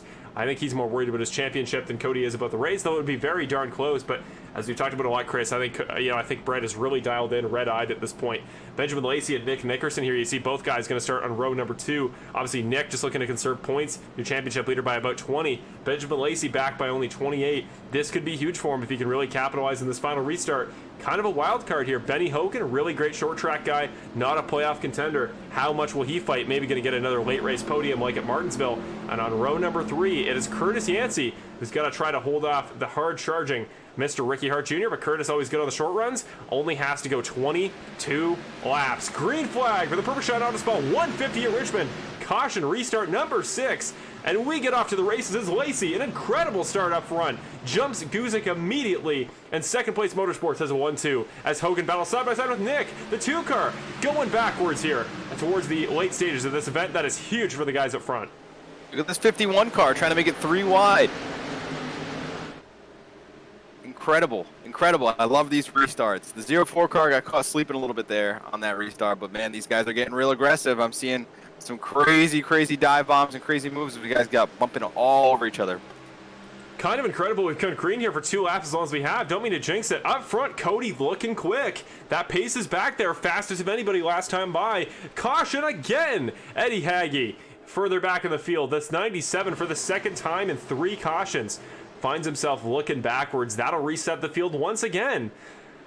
It's like Evan's here with us, truly, Chris. It feels like he'd be wearing the catchphrase out by this point. It's pretty deserving. I mean, maybe it's a prequel to next week. I don't know. Maybe. Maybe this is way to get him. You know, hey Evan, I know you're still here. Maybe come back next week. But man, this is like 2 different races if you really think about it. We started off tonight pretty clean, a lot of green flag racing, and all of a sudden, you know, just like you said, caution, precautions. But this is really shaking everything up. And one thing that really shook everything up there was the 85 car was taking the top on the restarts, and then all of a sudden he took the bottom, and I think that just threw everybody off. The 04 car did not get going there. I don't know if you fell asleep a little bit because it's getting a little late, but the 04 car did not get going at all, which kind of just shook everything up. The 7 car was putting pressure on the 85. The 11 was getting his back bumper beat off by the 51, and I'm pretty sure that last week they had a little bit of a spat together. So, I'm sorry, not last week. Martinsville, they had a little bit of an issue there. So, and while this is all happening, you have a battle for the championship happening right in front of you with the 7, the 04, and the 2, and the 48 is not out of the mix. These guys all get together trying to sort this out for the win here. All of a sudden, the 48 can come through and win this race. So we're going to have to see how this one shakes out, but I think that we're not done seeing these cautions based on how that last restart went. Yeah, at this point, we really don't know is the problem, because I as much as we have seen a couple wrecks here these last couple restarts, they haven't been at the front. They haven't been the guys that are battling for the title. You know, there was a lot of dive bombs you were mentioning. Curtis had some aggressive sends. Benny had that attempt on Nick, but they were all keeping it clean. So it's really a question of the guys further back, I think, and then the guys up front just. Can they keep it as responsible as they have to this point? Very quickly, as always, we want to thank our race sponsor, Perfect Shine Auto Spa, for the Perfect Shine Auto Spa 150, as always, courtesy of Kevin Foster, our representative here, as well as the entire GFR Racing team. Thank you, as always, Perfect Shine, for everything you do for the entire series. Always happy to have them supporting. They are one of those names, I think, at this point, synonymous with Bandit, just like Apex and just like Rogue Energy. As always, we want to thank them and Kevin Foster, as well as Clutch Automotive in both Dallas and Katy, Texas. Thank you guys for your support of the entire GFR Racing organization.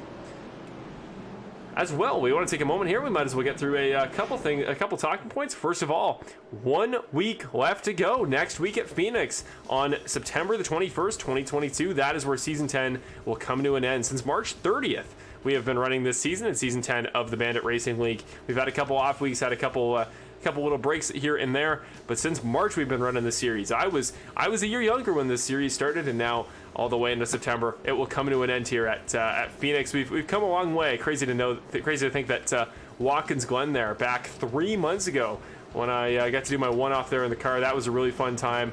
Obviously, Chris, you were running the series back at the start of the year. It feels like we've come a really long way, but it's all going to come to an end next week at Phoenix. You won't want to miss it. Hoping to get Evan Wall Media back in the booth. Hoping to do a 3-man here with Chris. Just make a really big thing out of it. That's always the hope. And as always, also want to thank Geezer Authentics as well, host of the sponsor of the Geezer Authentics Xfinity Series. Aren't going to get a chance to show the whole ad as of right this moment, but as always, merch from the Bandit Racing League. You want t-shirts for a number of drivers like Cody Welch, Benny Hogan and Bill Harkins, Christopher Hamilton. I could go on. Kevin Foster, the Young Guns Racing guys, anybody that you can think of. If you're supporting them, go check it out there at thegeezerauthentics.com. Link down below. That is the place for everything. Shirts, pants, anything Geezer Authentics. Go check it out and support the Bandit Racing League as always. But here we go. 15 laps to go. The second place Motorsports teammates on the front row. Welch gets the better jump, but Guzik get a slot right in, back in there in third. Isn't going to fall back as much as he did on that last restart. And now things get nuts as the 7 car is as close as humanly possible to Cody Welch. Yeah, this is a tough one if your teammates, right? You want your teammate to get back to victory lane, but you also have a teammate that's fighting for a championship. What do? I think you just gotta let it play out how it's gonna play out, but it's gonna be hard for him to even think about going for that lead with the 0-4 car all over his back bumper. And we have the 2 car now coming back into the conversation. Look at these guys. We just had a 3 wide coming out of turn 2. And we have another caution. We do. We were just showing Where's Evan Wall Media? Where is he? Evan, if you want to hop on Discord, Evan, and give us one in person, feel free. But yeah, cautions breed cautions, ladies and gentlemen. This is what we were kind of wondering what would happen at the end, if it would really come down to a green-white checkered 2 or 3 lap dash to the finish. And yeah, you saw Connor Gibson and Dawson Guzik there. I showed them kind of in the background, and yeah, that incident that put both them in the inside wall did bring out a caution. So it was pretty standard. I watched it in the background. Pretty standard wreck. You guys can probably imagine what it looked like. So with that being said, we're going to go to that ad I was talking about just a moment ago. Talk a little bit about our merch here at the Bandit Racing League, courtesy of Geezer Authentics. If we can find the video, there we go. Geezer Authentics, as always. First of all, we'll start with the Bandit Racing League website. This is a couple weeks past, so we got a couple new winners to add to that winners graphic there. But the BanditRacingLeague.com website. Go to BanditRacingLeague.com to get the full standings, our points, everything on Sim Racer Hub, the place where we keep all of our stats and everything stored. Also see our drivers page where you can find info about each and every driver, how long they've been in the series, as well as their stats in the series. You got the schedule for this year, so you know where we've been the entire year and who won each race along the way. You have a direct link to Apex Sim Racing, one of our partners, and our place for everything sim racing merchandise as far as apparel and gear that you need to run, equipment to set up your own sim at home to run on iRacing. And there is the website for GeezerAuthentics.com. You got t-shirts, you got mugs, you got cups, drinkware, pants, sweaters, a variety of great options. You got the Eddie Haggy Mag, the HR Consulting shirt there. You got Christopher Hamilton's new gear as of a couple weeks ago. Plenty of options there on the BanditRacingLeague.com merch website. Obviously, prices in there are Canadian. US is even cheaper comparatively. Really good prices, really low markup, and everything you buy goes towards the series. So we always heavily appreciated. We just want to get you guys the chance to, if you're coming out here each and every week to support the series, it only feels fair we give you guys a way to give back, and that way you can rep the series in the most efficient way possible. So we thank you guys as always for anybody that ever supports the series, not just through buying merch or through supporting any of our endeavors, checking out our sponsors, but just being here each and every week. We sincerely appreciate it. I know Chris is somebody who's heavily involved in the league with our social media side, everything like that. You guys being here each and every week is the reason we do this and seeing the names and the people supporting drivers like Cody Welch and Ricky Hart, but also the guys who will occasionally come out for in one specific race and just make themselves known. You guys are why these broadcasts are so fun. So that community, that's why we love it. We love seeing you guys talk. And even if I don't always get a chance to mention them or mention those comments, I promise you I'm always reading them as the race goes forward, and I try to use them to kind of focus what we're talking about. So sincerely on behalf of both Chris, myself, and everybody in the series, we always thank you guys for being here, and thank you guys for supporting not just us, but the sponsors that allow us to put this on. I could have said it better myself, Marshall. I always mean it. I'm always building those up. That one was really good. I really like that one. But one thing I do want to note here, as we're about to get back to racing here. Let's take a look at this top 10, I guess we could say. But we have the 85 car in front. We have 7 car. We've already talked about that. We have the 04 car, which if Cody's going to pick, well, the 04 car is going to start on the inside regardless. And you have the 2 car. Then you have the teammate of the 04 car. And you have the teammate of the 2 car. So this can get really interesting here really quick. You have 2 teammates up front. Then you have teammates mixed in with each other. While you have all these guys fighting for a championship. I mean, I don't think it gets much better than this. And the 1 car has come back. He has. Like, out of nowhere. Like, he's been able to fight his way back out of that weird phantom issue here. So let's see if this 1 car has something, because he was putting the work to the 85. He was about to go for the lead, and then all of a sudden, whatever the heck happened to him. But now he's back, and let's go. We have a little run to the finish here. I don't think we're done yet. I think that we're still gonna have another yellow, but let's see how it works out. Yes, maybe even the weakest home internet is unable to stop the power of Ricky Hart Jr. We will see, but here we go, folks. That is 9 laps to go here at Richmond, as a couple guys up front having internet issues. Cody Welch on my screen completely dropped out just now. He is back. We are good. I got really worried. Don't do it to the 85. Oh my as he goodness. washes up. The Blinks, they're back. He's having an internet issue. It's the 04 car has shoved his way 04 through. to the lead. What happened there? The As bumper. the 2 car sinks through the field. What is happening? Ricky Hart Jr. ahead of his teammate there. What you saw on your screen is what we saw on ours, as Cody Welch just completely dropped out there for a moment. Now Brett Guzik has cycled to the front. Cody has to put it on the loud pedal right now, as again, very quietly, this race is coming to its conclusion. Ricky 3 wide into 3. Contact with Hogan, but he stays going, and he gets the pass done. What a move. Ricky is a madman right now, as again, Cody having an internet connectivity issue. I can't keep track with him on my telemetry. So up front, it's Guzik and Welch somewhere in the middle there, but again, he blinks. This could not have gone worse. What is it with him and Ricky? It's incredible here as we now come to, what are we at now? Oh my goodness, 5 to go.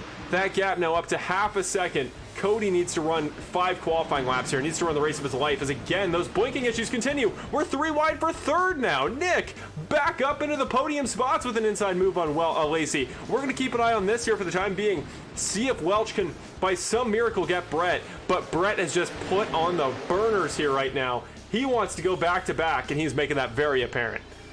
I think that race control told Cody that he has to back out of the battle for the lead because of his blinking, but prior to that, the 2 car put the bumper to the 7 car, heavily going into 3. I wonder if the favor is going to be repaid here, because that was some pretty hard contact, and you really hate to see that for the 85.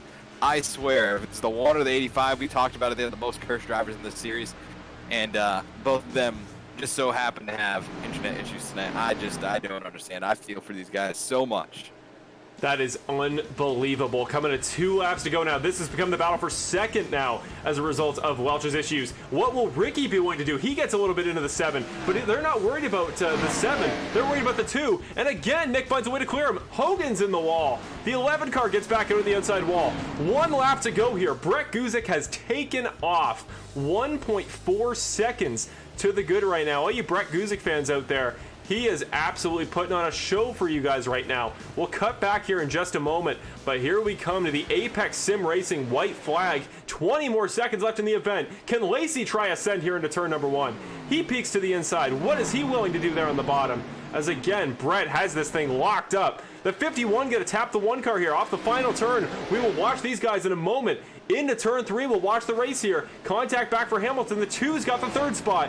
But off the final turn, absolutely dials it in the final corners, and Brett Guzik will give himself a shot. Heading into Phoenix, he beats the points leader, takes away a couple valuable points, and Brett Guzik gets win number 3 on the season by a dominant fashion there at the end. Just kicked it into a gear that nobody else seemed to have. Ran the fastest lap of the race there towards the end. And he is your winner here at Richmond. What a fight there towards the end, but Brett basically took his ball and went home. That was incredibly impressive. Yeah, I don't even know where to start. that was just actually crazy on how that all just played out. I don't even know what else to say.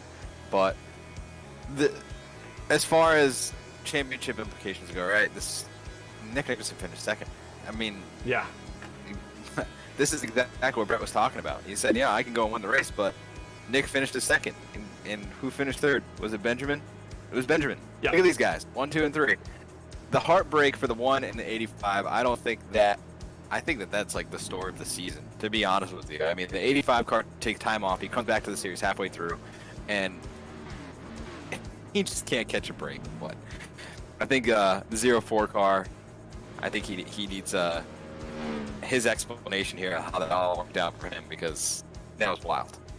Yeah, that's exactly what we're about to do here, getting ready for your post-race interview with race winner of the second to last round of the year, Brett Guzik. Yeah, that was massive. I don't think it gets too much more clutch than just locking it down there at the end. That was nuts. That pace there at the end. I don't know how nobody else was able to show anything comparable to Brett. Maybe if it was just the way they were fighting, but the 04 car did what he had to do when the time mattered most. So he's just going to celebrate a little bit here with his brother, Mr. Dawson Guzik, and here we go. We're going to get ready for your interview with Brett. His Skype is frozen here momentarily. Hope that comes back. But getting ready here for your interview, and he's still going. He's lost the front. Spoiler, I think Brett's excited, and we were talking about it here just through the last portion of the race here. But yeah, I think Brett really wanted this. I think he was dialed in. He talked about last week, you heard it in his interview, how much he was lamenting just how bad the luck has been this year for that 04 car. Just hasn't had anything go his way. Finally, it does a little bit there, and he makes it count. Gets the win here at Richmond. So we will go to your first interview of tonight's race here with driver of the number 04 as he continues to celebrate, Mr. Brett Guzik. Let's get him in the broadcast booth. Hey, Brett, it is Marshall and Chris up in the broadcast booth. You got a copy? Yeah, I've got you guys. Chris, Brett, you have done it, my man. Holy cow, you got dialed in there at the end. Just putting up lap times that were uncomparable from anybody in the field. I know they were fighting there. I know they were battling it out, but by the end there, it looked like you were done playing around. You just wanted to take it and go home. How much did you want that win there at the end, and what played out well behind you to allow you to break away like that for the win? I really don't know there at the end. I felt good that the balance kind of came back in the car, and it felt pretty good on the restarts. I didn't have very good short run speed the whole race, but the last few runs there, we were just really, pretty good forward drive, and I could just kind of make a few moves if I had the momentum, and that's kind of what allowed me to get there. It seemed like Cody and Benjamin there, they were really kind of teaming up on the restarts, and I had to kind of put myself in the middle of that, and I'm not really sure what happened. I guess Cody dropped his connection somehow, and we go into one, and I went right through his car, so I didn't know if he was in front of me, behind me. His connection kept popping up where he was in first when he was in second, then he popping up where he was spin out, and I was like, I don't know what's going on here. I'm just gonna keep driving. I don't know if my connection's messing up or what. So I was just kind of flying by the seat of my pants and just trying to get to the line first. Well, talking about the race earlier to that point, because you had to be in the right spot there at the end to be in contention when all those crazy issues went down. You had a good race, I would say, overall. You were quick all night, as you really always are. But, you were kind of, I think, sitting there mostly mid of the top 5 there. It didn't seem like at any point you were really too concerned with fighting with Cody and Nick there up front, who were getting a little bit more aggressive. Same with Ricky there towards the end. That just seems like a really mature drive from a guy we know has been a champion before. Was any part of you thinking that the guys up front were maybe getting a little bit more aggressive, touchy-feely than you think was representational of how they're going for the championship? Or do you think there's just a culture of everybody wants to win, do what they got to do, and the championship comes second? Yeah, I mean, since this is a pretty big short track, I feel like I have a pretty good experience level on these types of tracks. Not necessarily like pace or anything. Nick and Benjamin and Ricky and Cody especially are all good on these short tracks as far as pace. But I think the only advantage that I would say that I have in any of that is just like the restarts, just kind of like the the short track intangibles, like you kind of say, I guess, just the things that you can pull off a good restart, or you can get a good run at a good time, and we're saving tires, and that's kind of what it took tonight. Well, one more race left on the calendar here, Brett, to go for the championship at Phoenix. We know it's Nick's home track. We know it's his territory, but definitely, I would say, as far as similar racetracks to this, decently similar to Richmond. You get the win tonight. You found it on Nick at the end. We know he knows the track well. How much do you think you can carry over? What can you learn from tonight and take into next week? And do you think you got anything to give to Nick there at his home turf? We got the QU camo on the car. We got next chapter on the car. We're going trophy hunting next week. Well, we'll go to Chris. I like here. that response. Yeah, Brett, I was gonna kind of ask you the same thing. I mean, you come out here. We were kind of talking about this before the race to begin with, but you come out here tonight and I feel like you had podium speed, top 4 speed. You got shuffled out there behind Brandon on a restart, but you come back and the C's part the right way, and then everything works out for you where you get the lead. But Nick Nickerson finished a second to you. How frustrating is that all season long to be running so good and having this guy just always being right there? So we have to see how the points shake out, but how frustrating is that when you're trying to fight for a championship and defend your championship from last season? Yeah, I knew going into the chase format with him up like almost 20 points on everybody to start out, that it was going to be near impossible to make stuff happen unless he had at least one catastrophic race. And so I just kind of went out in the beginning and just do what I'm trying to do, and ultimately ended up happening here is just trying to go for wins. We would see where the points kind of shaked out at the end. Obviously Nick is very far ahead now on points, and we'll just have to just go out there and win Phoenix, and we're all out there gonna probably have a lot of fun there at Phoenix, and congrats to Nick, most likely at the end of the last race. Well, what's good to see about having you be the guy that will, I think, give Nick the best shot, at least as far as the points being close and having the momentum going in, is I know, Brett, you're not going to give Nick any room to breathe. You're going to go for that win. You're going to fight as hard as anybody, and that's what we want on the broadcast side. We just want a story. We just want a battle there at the end, and I know you're going to give it to us. So, again, congratulations, my man. Huge win.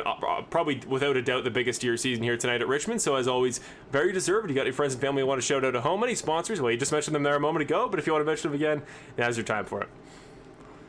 Yeah, just like to thank everybody who's watching tonight. Just you guys putting in this deal on, Chris, Marshall, you guys especially right now.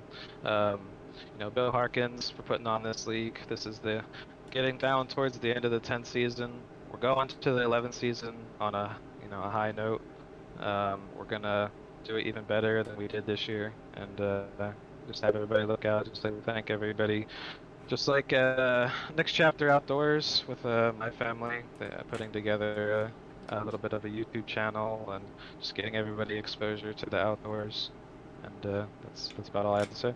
Perfect. Thank you, Brett. Really love the paint schemes as well. Those next chapter schemes on both you and Dawson looking slick. So you put it in victory lane tonight. We'll hope we can do the next thing, the same thing again next week at Phoenix. And we wish you the best of luck on behalf of the whole channel. Thanks, Marshall. Thank you. There you go. That'll cap off your first interview of the night here. Brett will go back to doing a little bit more celebrating. With that, we're going to get to your second place interview here with runner-up, the man himself, Mr. Nick Nickerson, the guy who didn't get the win, but did everything short of it, did exactly what he had to, and that is what we come to expect from Nick. Hey, Nick, it's Marshall and Chris up at the broadcast booth. You got a copy?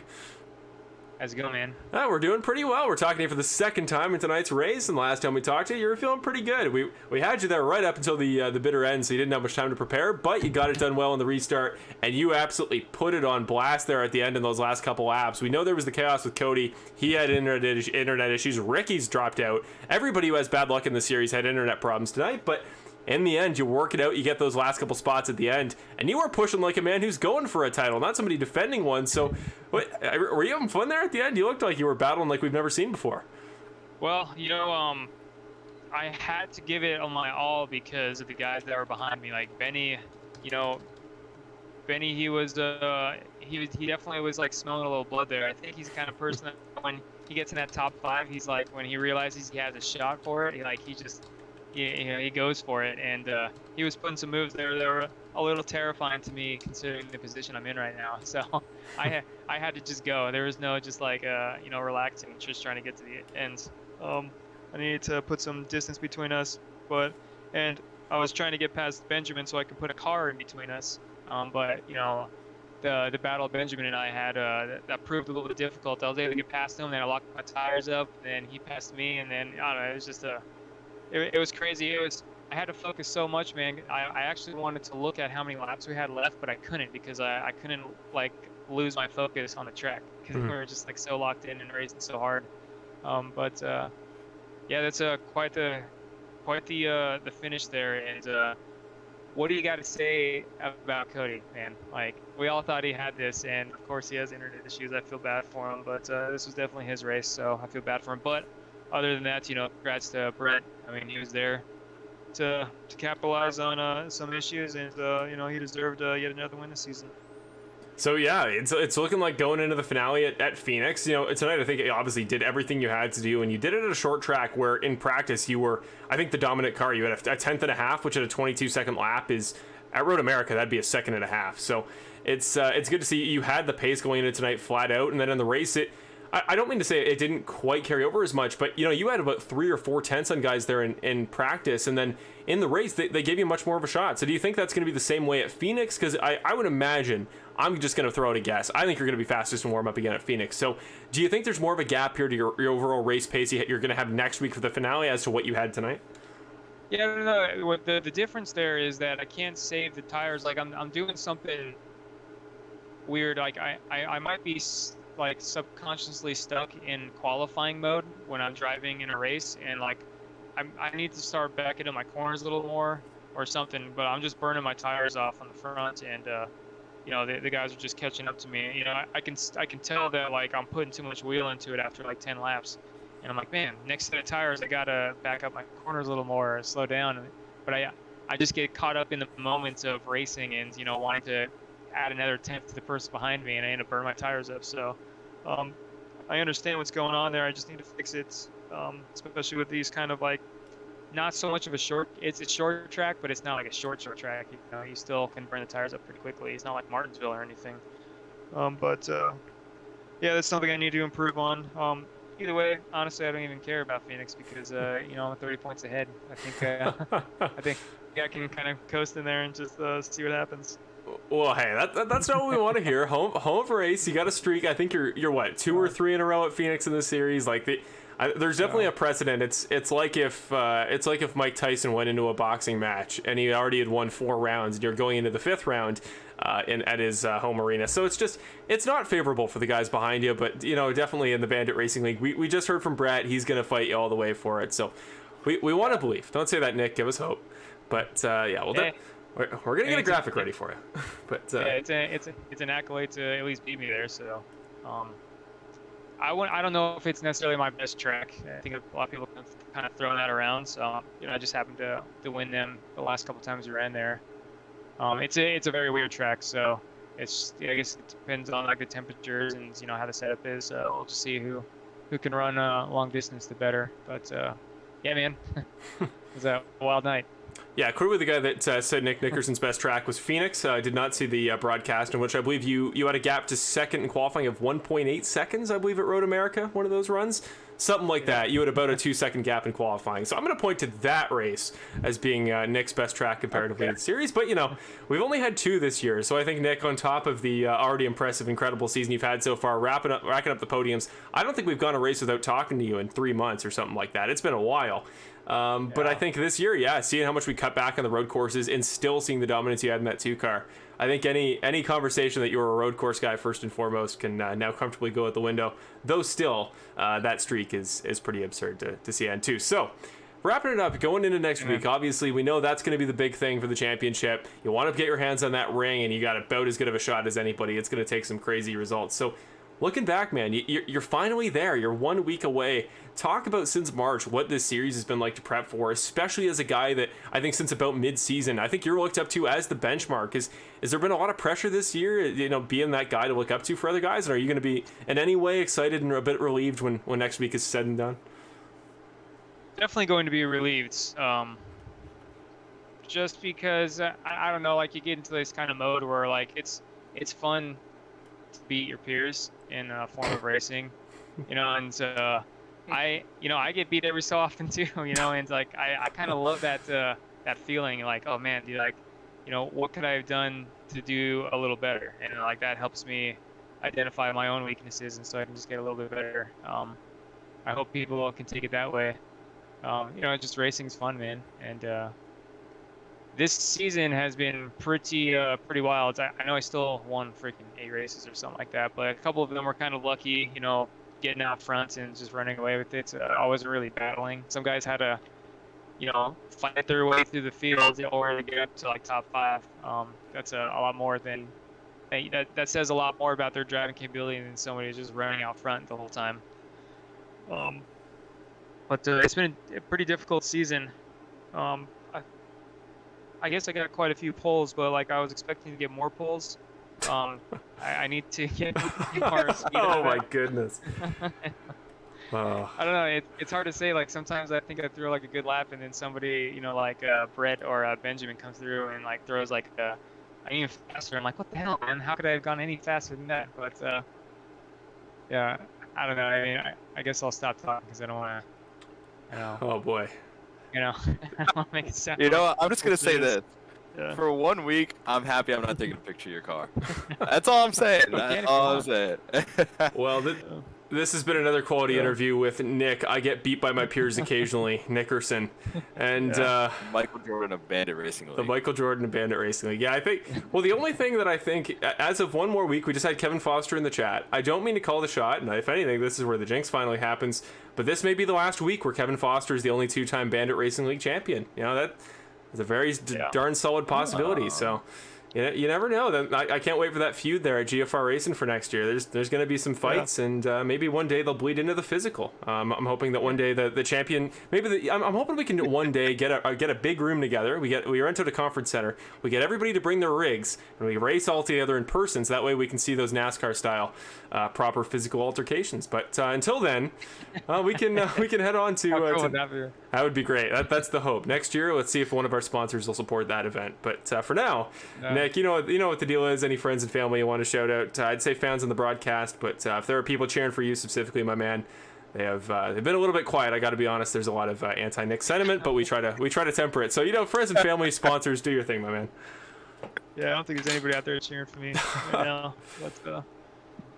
Yeah, first off, everybody that's watching, all my teammates, family, we're all kind of on the same team here, but teammates too, man, they're awesome. I'm having such a blast talking strategy through these races and whatnot. And Bill, for all he does in this league, I'm glad that he decided to come back for next season. Looking forward to, what is it, season 11? Yeah. I forget, but yeah, it's gonna be a blast, man. Looking forward to that. But sponsors, Big Red Propane and TechNet, Advanced Auto Parts, Neighbors Pool Service, VIP Glass, Perfect Shine Auto Spa. The main season sponsor, Sueno Diazzo, Robert Bowman, a Classic Collision, and a Clutch Automotive. All those guys are awesome. Glad to get some good results for them, and man, I appreciate you guys doing the broadcast. With Chris being there, it always adds an extra element of maybe comedy that I look forward to. So this is definitely going to be another one I'll probably watch before I go to bed, actually. I don't know if I can wait until tomorrow.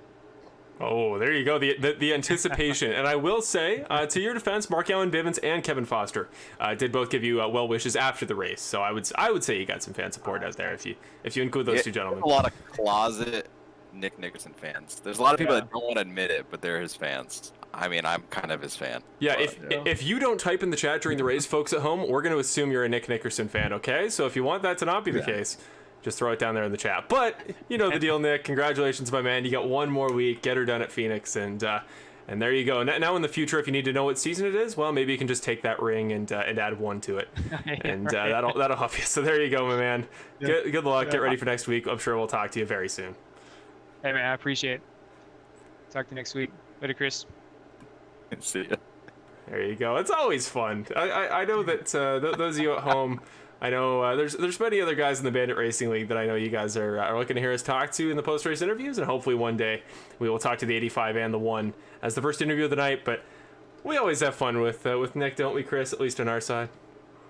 Oh yeah, he's a great guy to talk to. I mean, I crack jokes and this, that, and the other thing, but he's probably one of the best personalities in this league, and he is super knowledgeable. You got a question about anything, if it's outside of this, sim racing and everything, he's very knowledgeable about a lot of topics, including what's a fun fact? I'm pretty sure he likes Yetis, or I think it was Yetis. Yeah. If you ever get to see Nick Nickerson or talk to him, ask him about Yetis. About Pretty Yetis. sure that's what he wants. Beautiful. Well, Nick Yeti Boy Nickerson will be back next week, and in his attempt to hold on to his title. One guy who is going to be at a tough spot. Is going to have his work cut out for him at Phoenix to go for said title, but did come away with a third in tonight's race, and an incredible performance will keep him in contention for the top 3 in the season points. It's Benjamin Lacey. Let's bring him in the broadcast booth. Hey, Benjamin, it's Chris and Marshall up in the broadcast booth. Get a copy?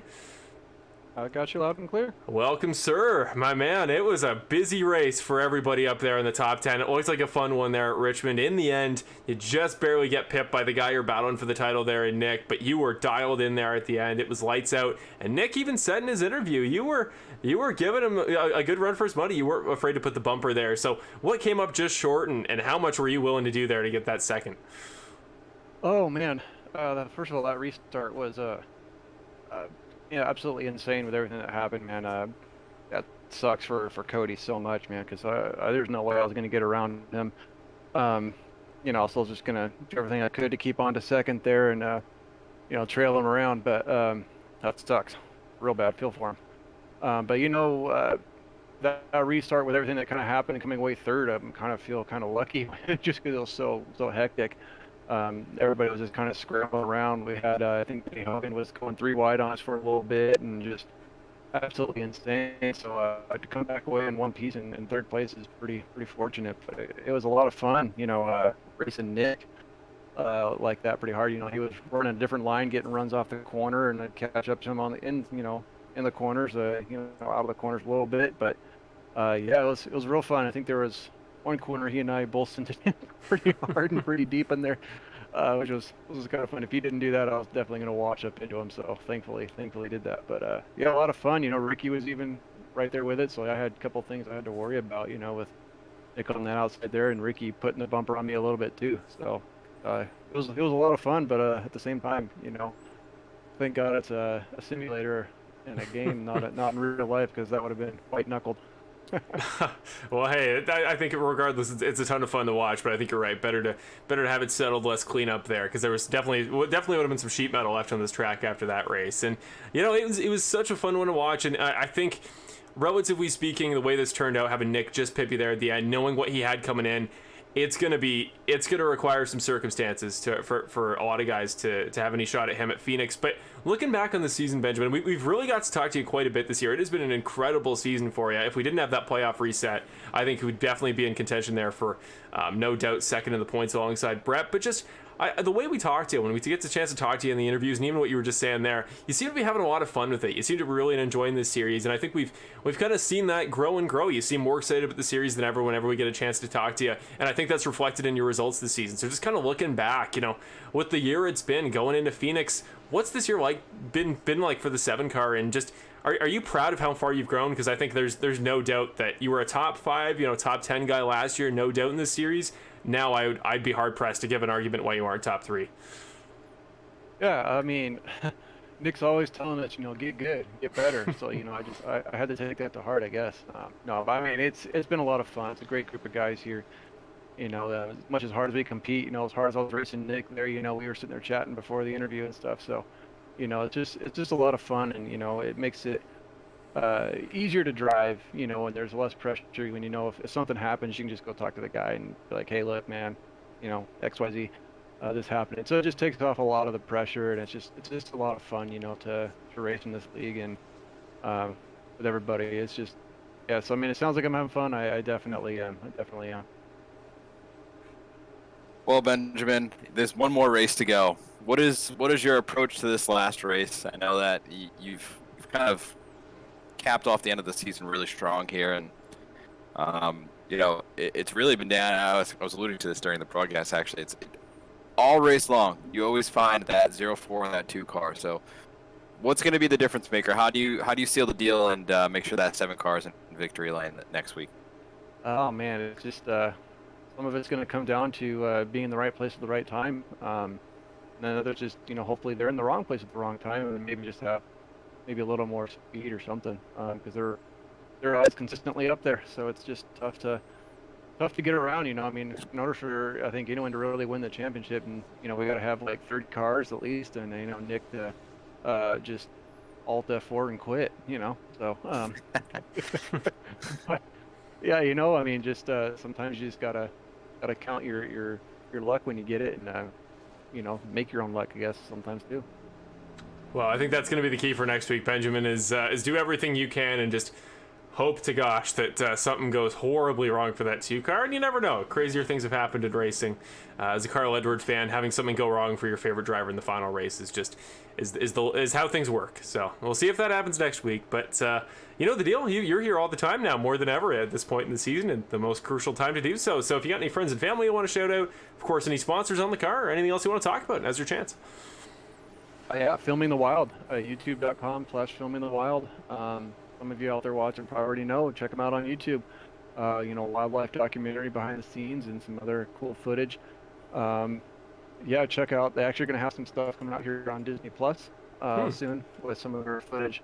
I forget the name of the program out, but it's coming out here the next week or two. With some, they had some footage with burrowing owls and stuff that Nat Geo is going to be using. So, wow. Yeah, check it out.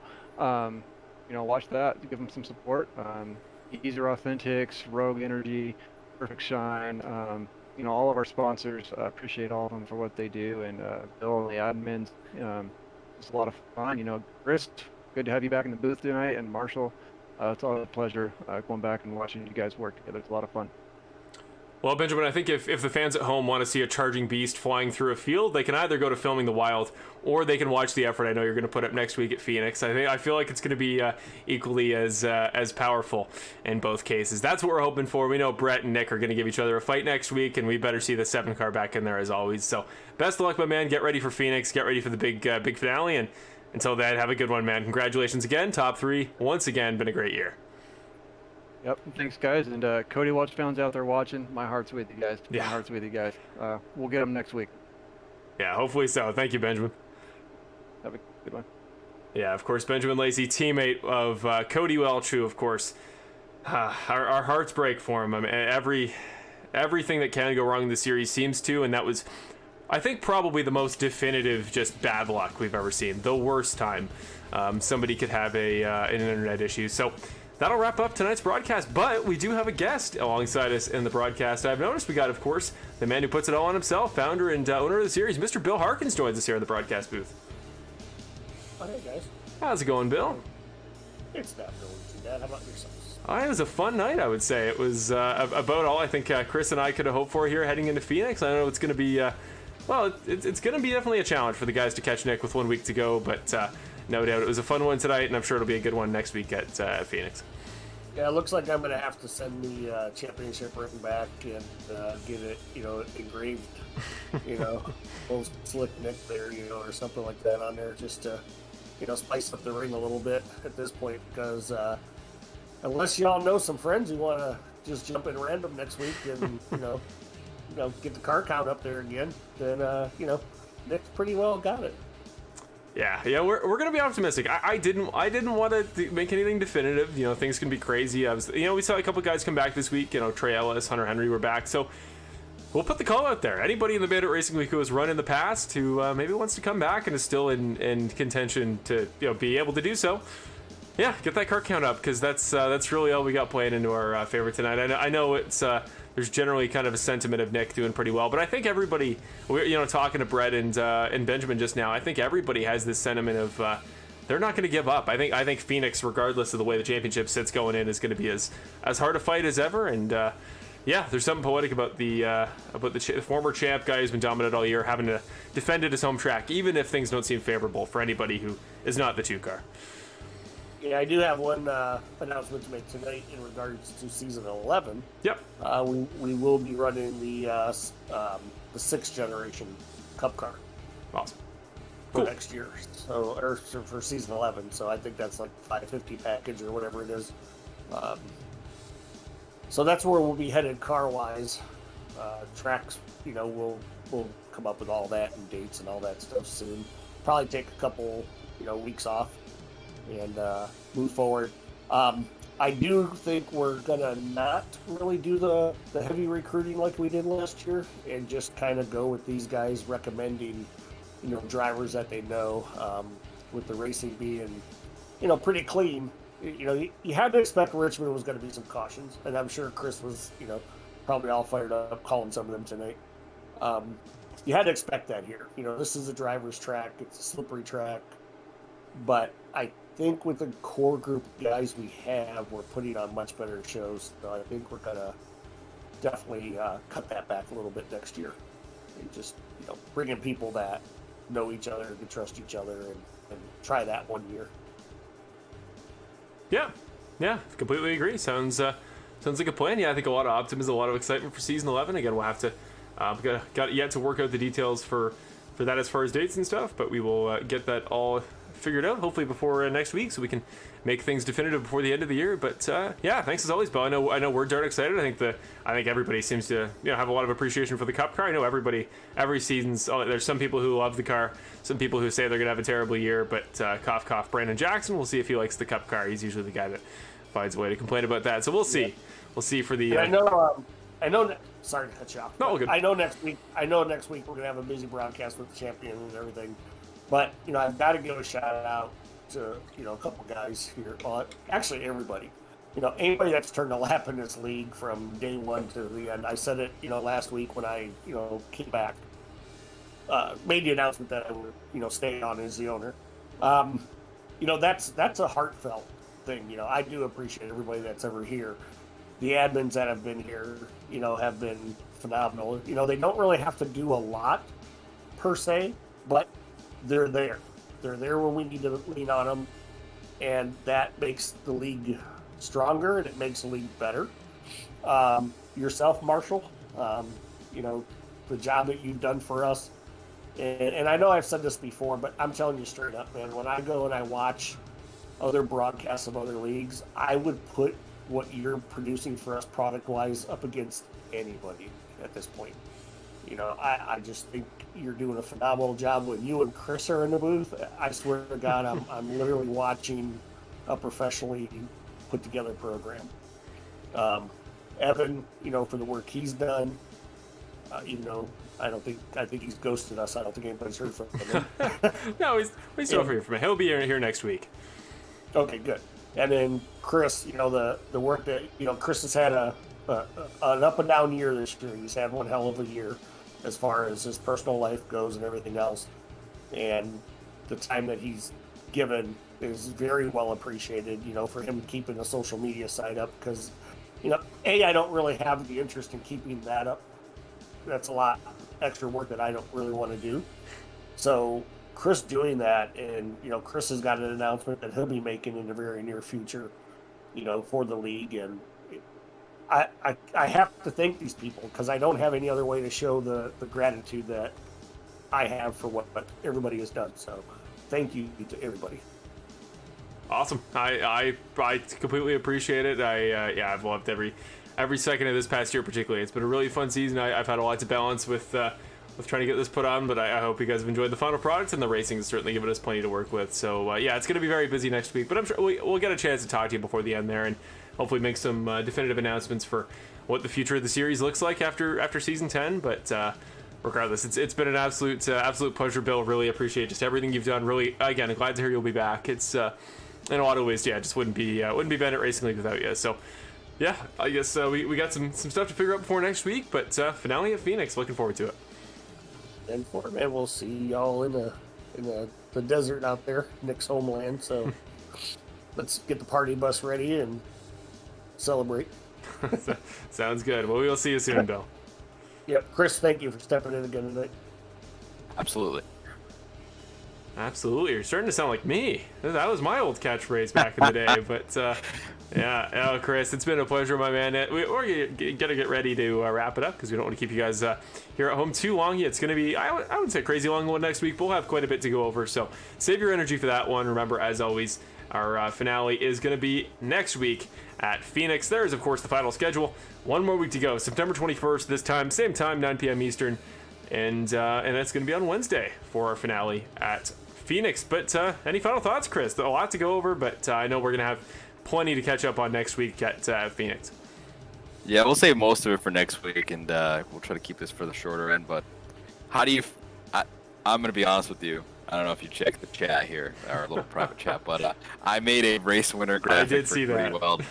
I had to do it, man. That car is so beautiful. But I feel bad for the guy, and I think everybody in the chat feels bad for him. So, yeah, that just felt right. But yeah, I think that's going to be the story for me going into next week. Poor Cody Welch. Can he get it done? When does he get it done? And I don't know. He's cursed. Maybe you were onto something. Maybe it's race number 50, which would be next week. Yeah, exactly. That's what I'm saying. It would be a fitting way to cap it off. Beat the champ at his home turf.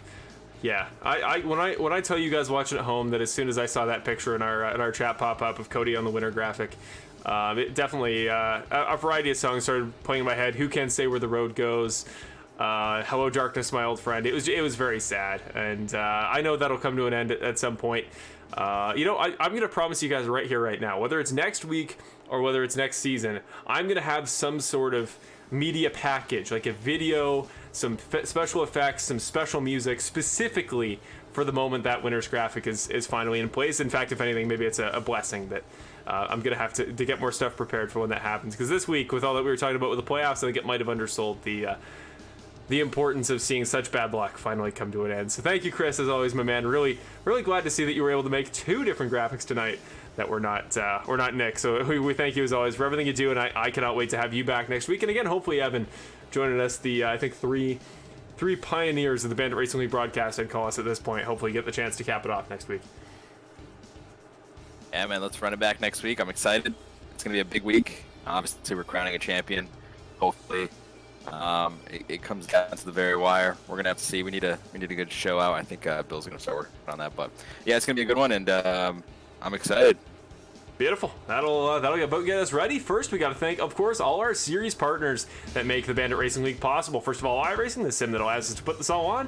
Well, obviously, iRacing.com. If you're in sim racing, you're interested in giving us a shot, getting into the best racing sim on the planet, iRacing is where you want to go. Geezer Authentics, the brand that hosts the Bandit Racing League, our titular sponsor. They are our merch provider for everything Bandit Racing League: t-shirts, pants, hoodies, drinkware, anything you can think of for a variety of drivers and teams. GeezerAuthentics.com is the place to go for that. Either go to the Bandit Racing League website, banditracingleague.com, or click the link in the description down below. Apex Sim Racing, as always, is our sponsor for everything sim racing accessories and gear that you need to drive yourself in either iRacing or F1 or a variety of other sims. If you want to join the Bandit Racing League, that's a great place to get started. Get your wheels, button boxes, pedal decks, everything you need. Go to apexsimracing.com and use code BANDIT for 5% off your purchase. Perfect Shine Auto Spa is your sponsor for tonight's race in the Perfect Shine Auto Spa 150 at Richmond. Of course, they are one of our longtime series sponsors, courtesy of Kevin Foster. We thank them as always, and the entire Clutch Automotive Group for watching, courtesy of Kevin Foster and his sponsor, Perfect Shine Auto Spa, and for the entire GFR Racing team.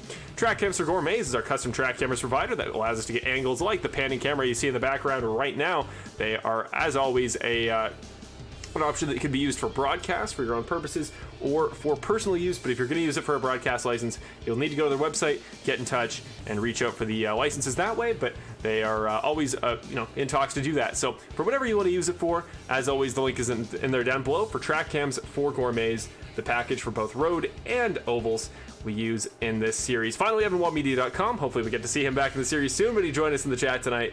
Hey, Evan, hopefully you're doing well. And as always, any graphic you ever see on screen in the series is courtesy of Evan. Go to EvanWallMedia.com to see his awesome graphic design work. Go get yourself get him to do something custom for you, and maybe a paint scheme, a number. If he's got the time, I know he's a very busy guy with school right now, but he's also got some really cool documentaries, a lot of stuff based around late models, some short tracks, and he gave us some really cool footage we got to use earlier this season on a broadcast. With that, for myself and Chris Ferreira, the entire group here at Full Send Racing Network, I am, as always, your host and founder, Mr. Marshall Crocker Jr., signing off until next week for the finale at Phoenix, where we'll finally cap it off. The Perfect Shine Auto Spa 150 comes to an end, and we are one race away from capping off the Bandit Racing League Season 10 Chase for the Championship. Get ready next week, folks. It all comes to an end, and we crown a champion and give that beautiful ring out to a very deserving driver. Here we go. That'll cap it off. Have a great week, ladies and gentlemen. We will see you all very soon as the Bandit Racing League comes to its conclusion next week on Wednesday at Phoenix. Have a great one, ladies and gentlemen. Thanks for watching tonight.